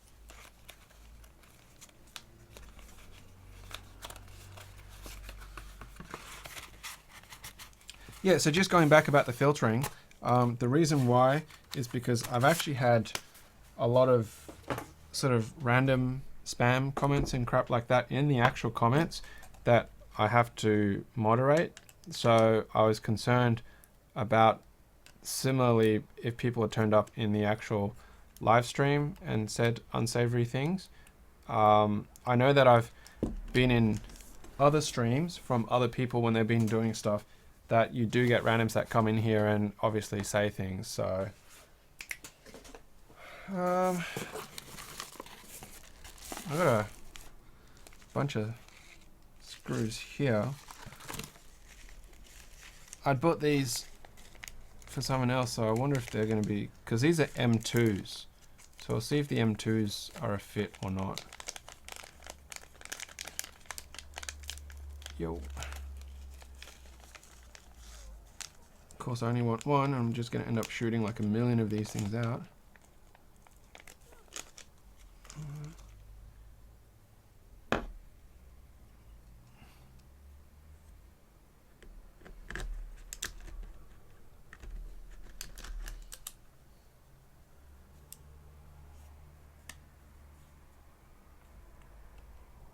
an M2. It fits. So I got a random brass one. But the actual length's a bit shorter than the ones that the others are. So, but you know what? Don't care because it fits. It fits. It works. It's only got 1 mil of thread. So, Allen. I don't know why Allen's filtered out.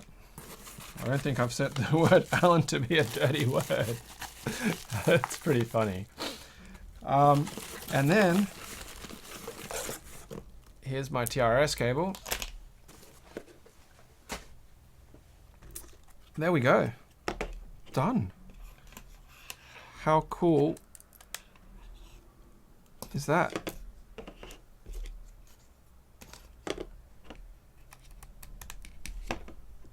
Let's split V2. Done and dusted. Now it needs feet, doesn't it? Because the no bump on bits is probably going to bug me.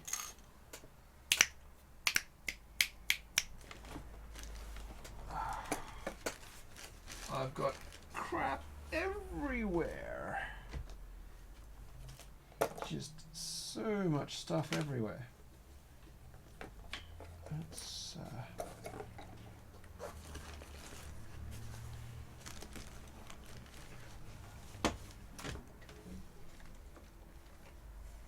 okay, so there's packet 2 there. We did have another packet somewhere. There we go. Man, these bump-ons, I had some before, but it was a different brand from a different vendor, and they were pre-cut out. These ones are not cut out, so you have to cut them yourself, and that really annoyed the crap out of me. So next time I'm going to get the other brand because they're already pre-cut out. These ones end up with horrible edges on them because I can't cut these things round and neatly. So I just end up with square edges on these bumps. Did I pull this out of a Terminator? No. Jolly Green Giant actually was really kind enough to send this to me for free. So I have a red one, which is what I've been using with my ergodox. But I thought this one might match it a little bit nicer because of the clear acrylic. We're down to 6 people now. I guess it's because it's getting late and because the build is pretty much done. But you know what? That's okay. Everyone's got their own lives and important things to do instead of sitting around watching Australian and potty-mouthed keyboard people talk about Allen keys, right? I still don't know why that's a filtered word.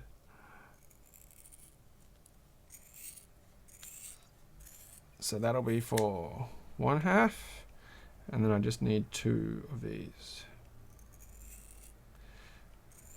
I don't even know how I ended up with an odd arrangement. 16. I suppose it would have been 4. Oh well, doesn't matter. So let's just put that back into its picket. You know what? I'm going to put it back into the other one because it's still attached to the cardboard.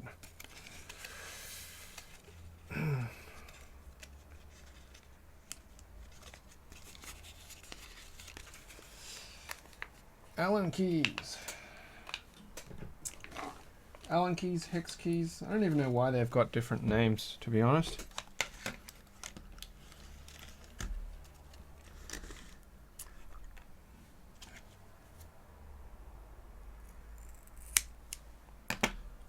Okay.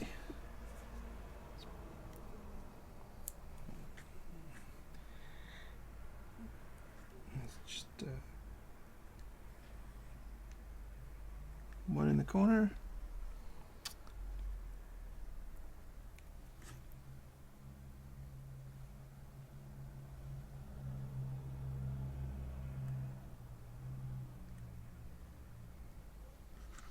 Two. What's going on here? I don't know. Is there something that I need to know about in regards to the language filters on this channel? Something that wasn't quite right. Was there something else that you had typed that you didn't realize you had typed that needed to be filtered? Conspiracy. Well, you can see everything that I've been doing. So obviously I haven't changed any settings while we've been talking. There we go. One is bumped. And I don't even know how many participants are here at the moment who are moderators. So unless if somebody was just goofing around and changing the...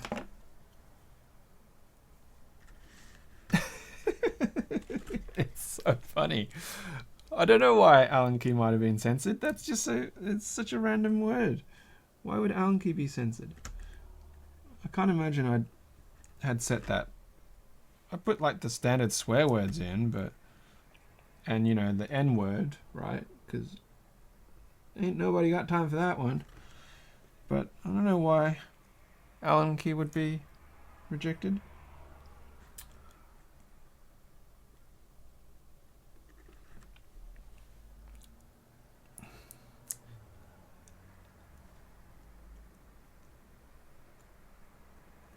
That's it. We're done. Feet on. Two halves connected. Two halves connected. Look at that. Sexy. Hard enough to make the camera rock around. Clickety-clack, clickety-clack. Sounds pretty good, actually. The open plate and case design lets the sound out without it sort of reverberating. And I love being able to see those diodes. And even still seeing the loop in and the words "let's split" on it. I think it's pretty bloody cool. Pretty bloody cool. Now, there's no point really plugging in the Pro Micro, but if I was to plug in the Pro Micro, it doesn't matter which side I plug it in, or does it? Anyone tell me that? Does anyone know?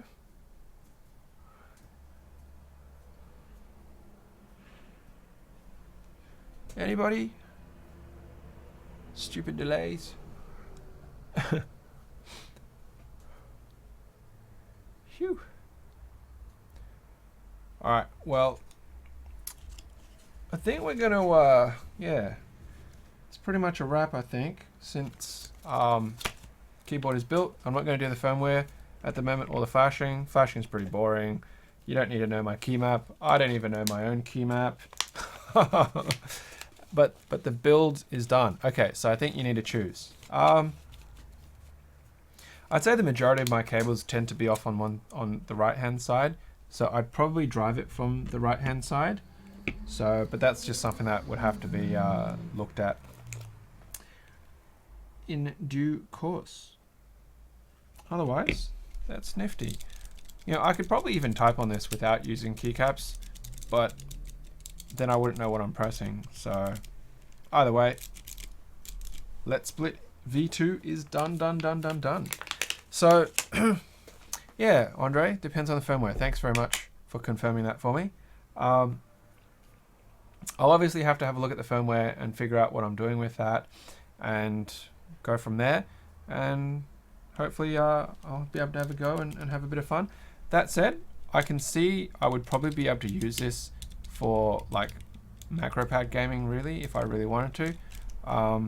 And just for a bit of fun, meetups, that kind of stuff. Who knows? And if my wife makes me downsize, then I might have to either sell it or use it as a giveaway for the board or something like that. We'll see. We'll see. Congrats. Thank you. Very nice. Thanks. My mind is just dissolving right now. Thank you very much, guys, for hanging around. There's still 6 of you after 3.5 hours. Now, of course, I don't know if you joined from the start or not. I know some of you guys have. Thumbs up from me. Of course, if you like what I'm doing, please give us a thumbs up. Leave your comments. You know, subscribe, share, spread the word so that we can keep doing this and having a good time.